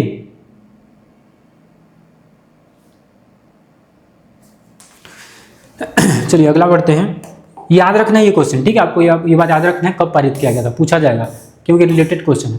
पादप जीवाश्म जो है राष्ट्रीय उद्यान कहाँ पे है? शिवपुरी में नहीं है, मंडला में है। कहाँ पे है? मंडला। ऐसी ऐसी चीजें जो है आपको याद करना पड़ेगा, इसमें कुछ कॉन्सेप्ट है क्या? नहीं याद है तो भी बनेगा, नहीं है तो नहीं बनेगा। ठीक, नेक्स्ट क्वेश्चन है MAB। MAB का पूरा नाम man and biology programme, man and biosphere programme, ये वाला है ना। बायोलॉजी क्या होगा? बायोस्फीयर होगा, है ना। ये मेमल्स वाला नहीं है, ये वाला भी नहीं, ये दोनों गलत है। ठीक है, इसका मैन एंड बायोस्फीयर प्रोग्राम है ना, पर्यावरण से रिलेटेड है ना, जैव विविधता। ठीक है, तो ये ऑप्शन नंबर बी। ठीक, पूछा जा सकता है कुछ ना कुछ फुल फॉर्म, कोई एक डायग्राम, सॉरी 2 नंबर में डायग्राम होता है, कोई एक फुल फॉर्म होगा, कोई एक सन होगा, कोई एक दिवस होगा, ये ऐसा कुछ ना कुछ आपको पूछेगा ही पूछेगा। ठीक है, तो आप लोग को देख लेना है। ठीक, रेड डाटा बुक किससे संबंधित है? रेड डाटा बुक किससे संबंधित है? विलुप्त पौधे से, विलुप्त होने वाले पौधे से, दीप्तिकालिता प्रदर्शित करने वाले पौधे से, या एंडेमिक पौधे से? जो विलुप्त हो गए हैं उनसे है या विलुप्त होने वाले हैं उनसे है? बताइए भी क्या हो जाएगा इनका करेक्ट आंसर, कमेंट करिए जल्दी। ठीक है,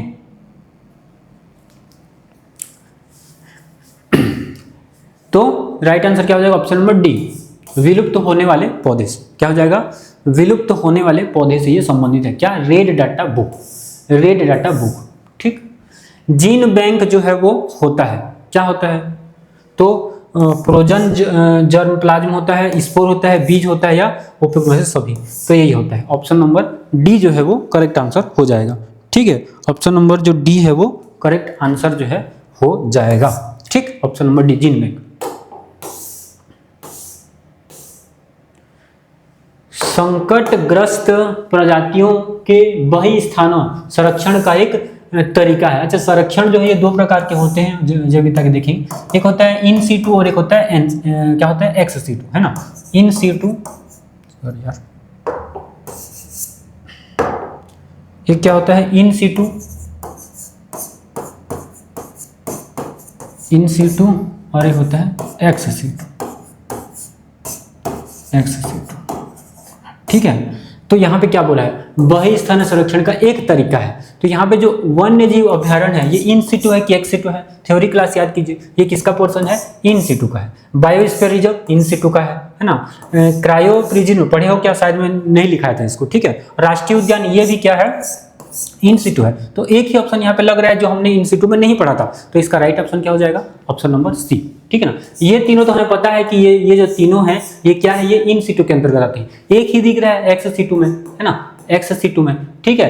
तो वही स्थानों संरक्षण का एक तरीका पूछा है। ये तीनों तो हम लोग को पता है कि इन सिटू है, ठीक है। जो आप थ्योरी आप पढ़े होंगे, आपको नोट्स मिला होगा, उसमें क्या दिया होगा, ex-situ और इन सिटू के बहुत सारे एग्जाम्पल वहाँ पे दिए होंगे। हालांकि ये ऑप्शन शायद में नहीं लिखा था, ठीक है। तो ये ऑप्शन हमको नया लग रहा है, लेकिन ये तीनों को तो पता है हमको कि क्या है, कि इन सिटू है। क्या है, इन सिटू है। तो बाकी हम लोग डायरेक्ट इसको क्या कर सकते हैं, हम लोग इसको टिक कर सकते हैं कि ऑप्शन नंबर सी, ठीक है, क्रायो प्रिजर्व, हाँ प्रिजर्वेशन, ठीक। ये जो है ऑप्शन नंबर सी इसका करेक्ट आंसर हो जाएगा, ठीक। नेक्स्ट, हॉटस्पॉट संबंधित है जैव विविधता से, किससे संबंधित है, जैव विविधता से संबंधित है, ठीक। ये किससे संबंधित है, जैव विविधता से संबंधित है। तो ऑब्जेक्टिव जो है वस्तुनिष्ठ इतने ही थे, है ना। जरूरत पड़े तो मैं और आपके लिए लेके आऊंगा, लेकिन इसके बाद हम लोग क्या करेंगे, 1 नंबर वाले क्वेश्चन को भी कर लेंगे, ठीक है। उसके बाद हम लोग 2 नंबर के क्वेश्चन, 3 नंबर के क्वेश्चन, 4 नंबर के क्वेश्चन और 5 नंबर के क्वेश्चन करेंगे, ठीक है जी। तो चलिए देखते हैं अगला पोर्शन क्या है, 1 नंबर का क्वेश्चन, ठीक। चलिए भाई, अभी हम क्या देखेंगे, 1 नंबर वाले जो कि जितने भी प्रश्न हैं उसको हम लोग कवर करते हुए चलेंगे, ठीक है। लगभग 50-55 क्लास क्वेश्चन रहेंगे, उसको अभी हम लोग समझने वाले हैं, ठीक है। सारे क्वेश्चन को अभी कवर करेंगे, ठीक। देखो पहला क्वेश्चन क्या बोल रहा है, पहला क्वेश्चन क्या बोल रहा है, वेलिस्नेरिया में किस प्रकार का परागण पाया जाता है, आप सबको पता होगा, ठीक है। किस प्रकार का जल परागण पाया जाता है, ठीक है। विशेष रूप से इसमें अधिक जल परागण पाया जाता है, इतना नहीं जानना है ये बस, ठीक है। जल परागण पाया जाता है, ठीक। नेक्स्ट क्वेश्चन क्या है, LAB का पूरा नाम क्या है, क्या नाम है भाई, लैक्टिक एसिड बैक्टीरिया, क्या नाम है इसका, लैक्टिक एसिड बैक्टीरिया, LAB का पूरा नाम। ये पूरा पूछे गए क्वेश्चन है ना, PYQ पूरा है, तो आप लोगों को इंपॉर्टेंट है, पूछा जा सकता है, ठीक है, क्योंकि रिपीटेड होते हैं PYQ, है ना। नेक्स्ट है, मानव इंसुलिन का क्या नाम है, तो ह्यूमेलिन है, क्या है, ह्यूमेलिन है। इसको अनुवांशिक जो इंजीनियरिंग है द्वारा तैयार किया गया पहला कृत्रिम इंसुलिन है, ठीक है। अनुवांशिक इंजीनियरिंग द्वारा, DNA तकनीकी, है ना, द्वारा तैयार किया गया क्या है, पहला इंसुलिन है ये, कौन सा, ह्यूमेलिन, ठीक है। क्या चीज, ह्यूमेलिन, ठीक। नेक्स्ट, वायुमंडल के किस भाग में पर्याप्त ओजोन पाया जाता है, तो वायुमंडल के समताप मंडल में, किस मंडल में, समताप मंडल में पर्याप्त जो है वो ओजोन पाया जाता है। इसे ओजोन परत भी क्या कहते हैं, जो सूर्य की हानिकारक परागणीय किरणों से हमारी क्या करता है, रक्षा जो है करता है, हेल्प जो है करता है, ठीक, प्रोटेक्ट करता है, ठीक है। विश्व में सर्वाधिक जैव विविधता कहाँ पाई जाती है, तो उष्णकटिबंधीय वर्षा वनों में, कहाँ पाई जाती है, उष्णकटिबंधीय वर्षा वनों में पाई जाती है। हम लोग थोड़ा स्पीड कर रहे हैं क्योंकि 1 नंबर के क्वेश्चन है ना, पूरा आंसर मैं आपके लिए लिख दिया हूँ, कोई दिक्कत नहीं है, ठीक है। तो आप लोग इसको साथ ही साथ करते हुए चलेंगे, ठीक है। ये PDF भी आपको मिलेगा, ठीक है, तो आप लोग उसको एक बार रीड भी करना है, ठीक है। थोड़ा स्पीड चल रहे हैं। जलकुंभी में किस प्रकार का परागण पाया जाता है, तो वायु परागण या कीट परागण, ठीक है। जलकुंभी में कीट परागण या वायु परागण होता है। हालांकि यह एक जलीय पौधा है, लेकिन इसमें फूल पानी की सतह के ऊपर होते हैं, इसलिए इसमें जल द्वारा परागण नहीं होता, ठीक है, जल द्वारा परागण नहीं होता, ठीक है। तो क्या बोलेंगे, वायु परागण और कीट परागण, ठीक है, कीट परागण और वायु परागण इसमें होता है। नेक्स्ट क्वेश्चन, HIV का पूरा नाम है ना, ह्यूमन इम्यूनोडिफिशियेंसी वायरस, आप लोग को पता होगा HIV का पूरा नाम, बार बार आपको बताया गया है, ये तो सबको पता भी होगा। अगर 12th के स्टूडेंट हैं, ये नहीं पता बायोलॉजी के स्टूडेंट को, तो फिर उन्हें क्या ही पता है, ठीक है। तो इतना बहुत जरूरी है, बेसिक चीजें हैं ये, ठीक। NIF जीन की सूक्ष्म जीव पाए जाते हैं, है ना, तो राइजोबियम, है ना, राइजोबियम, एजेटोबैक्टर, ये सब, ठीक। नाइट्रोजन स्थिरीकरण करने वाले बैक्टीरिया जैसे कि राइजोबियम और एजेटोबैक्टीरिया में ये पाए जाते हैं, ठीक है जी। नेक्स्ट, उसके बाद क्या क्वेश्चन दिया है अभी, डाबसन इकाई DU वायुमंडल में किसकी मोटाई का मापन करता है, तो ओजोन परत के मापन के लिए, ओजोन परत की मोटाई के मापन के लिए किसका उपयोग किया जाता है, तो डाबसन इकाई का जो है वो प्रयोग किया जाता है, ठीक है जी। पृथ्वी का फेफड़ा अमेजन वर्षा वन को कहा जाता है, पता होना चाहिए आपको, है ना, ये आपको GK के लिए भी पता होना चाहिए, ठीक है। हाइड्रिला में किस प्रकार का परागण होता है, हाइड्रिला में नाम देखो, हाइड्रिला कहाँ, जल परागण होगा, ठीक है, इसमें परागण जल के अंदर ही होता है, ठीक है। BOD का पूरा नाम बायोलॉजिकल ऑक्सीजन डिमांड, सबको पता होना चाहिए, ठीक है, सबको पता होना चाहिए, क्लास में इसको कराया गया है, बताया गया है कि ये इंपॉर्टेंट है, पढ़ लीजिए, ठीक है। तो आपको ये पता होना चाहिए, ठीक है। BT विष प्रोटीन किसके द्वारा उत्पन्न होता है, तो यह बैसिलस यूरिथियंसिस, है ना, नामक जो बैक्टीरिया है, इसके द्वारा ये क्या होता है, उत्पन्न होता है। बंगाल का आतंक किसे कहते हैं, तो जलकुंभी को, किसको कहते हैं, जलकुंभी को बंगाल का आतंक कहा जाता है, ठीक है। बंगाल का आतंक किसको कहते हैं, जलकुंभी को कहा जाता है, ठीक है। विश्व की न्यूनतम जैव विविधता कहाँ पाई जाती है? तो ध्रुवीय क्षेत्रों में, है ना, जैसे पोलर रीजन में, जैसे आर्कटिक और अंटार्कटिक में, ठीक है। तो ध्रुवीय क्षेत्रों में क्या पाया जाता है? विश्व की न्यूनतम जैव विविधता जो है वो पाई जाती है, ठीक है। जलकुंभी में किस प्रकार का परागण होता है? अभी देखिए कीट परागण और वायु परागण, ठीक है। HIV का पूरा नाम रिपीट हो गया है, ये भी क्वेश्चन रिपीट हो गया है ना, ये क्वेश्चन रिपीट हो गया, ठीक है। BOD का पूरा नाम बायोलॉजिकल, ये क्वेश्चन रिपीट हो गया, ठीक है जी। अब BT20 ये भी रिपीट हो गया, बंगाल का आतंक। अच्छा, यहाँ से अगला क्वेश्चन है, परागकणों का अंतःचोल किस पदार्थ का बना होता है? तो सेल्यूलोज और पेक्टिन का बना होता है। किसका बना होता है? सेल्यूलोज और पेक्टिन का बना होता है, ठीक है। विश्व में क्रांतिकारी जनक कौन थे? विश्व में क्रांतिकारी के जनक कौन थे? हरित क्रांति के ना, हरित क्रांति के जनक कौन थे? तो Norman Borlaug. Most important question ये पूछा जाता है, बड़े बड़े कॉम्पिटिटिव एग्जाम में भी ये पूछा जाता है, ठीक है। तो विश्व में हरित क्रांति के जो जनक है वो कौन थे? तो नॉर्मन बोरलॉग थे, ठीक। प्रथम पुनर्संयोजन DNA का निर्माण, है ना, किस जीव में हुआ था? है ना, साल्मोनेला टाइफिरियम जीवाणु जो है इसमें ये हुआ था, ठीक है। विश्व पर्यावरण दिवस 5 जून सबको पता होना चाहिए, ठीक है ना।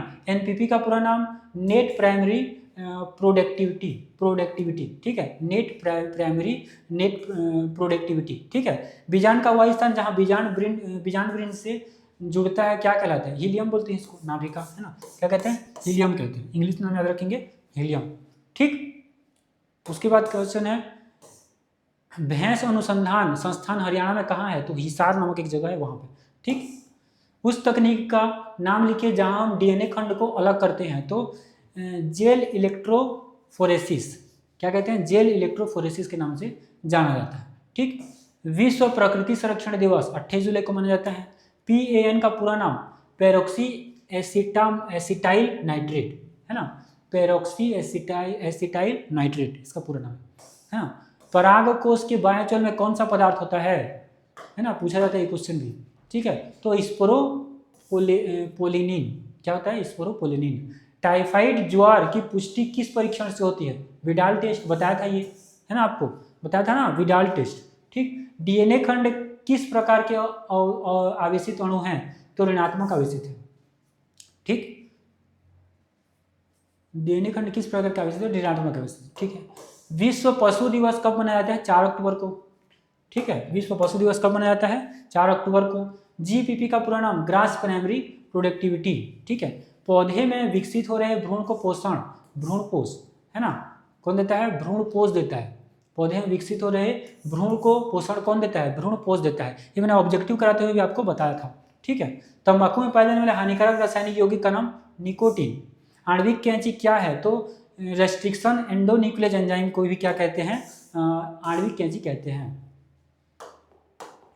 एक खाद्य श्रृंखला में सर्वाधिक संख्या किसकी होती है? तो उत्पादकों की, प्रोड्यूसर्स की, है ना। BOD का पूरा नाम पढ़ चुके हैं। पुष्प के किस अंग में सेव का निर्माण होता है? तो पुष्पासन से। ओपियम के स्रोत का नाम लिखिए। तो अफीम का जो पोस्ट होता है वो, ठीक है, ओपियम का स्रोत है ना। जीवाणु भोजी किसे कहते हैं? तो वे वायरस जो जीवाणु को क्या करते हैं? संक्रमित करते हैं, उनको क्या कहते हैं? जीवाणु भोजी कहा जाता है। कौन सा पारिस्थितिक तंत्र सर्वाधिक स्थायी होता है? तो महासागर, ओशियन का, ठीक। उसके बाद क्या है? DDT का पूरा नाम डाइक्लोरो डाइफेनिल ट्राइक्लोरोएथेन, पढ़े होंगे केमिस्ट्री में आप, ठीक है। पुष्प के अपरिपक्व पराग को उसको हटाने को क्या कहते हैं? तो विपुंसन कहते हैं। क्या कहते हैं? विपुंसन। पूछा जाता है विपुंसन किसे कहते हैं? यही लाइन आपको लिखना है। मैरिजुआना के स्रोत का क्या नाम है?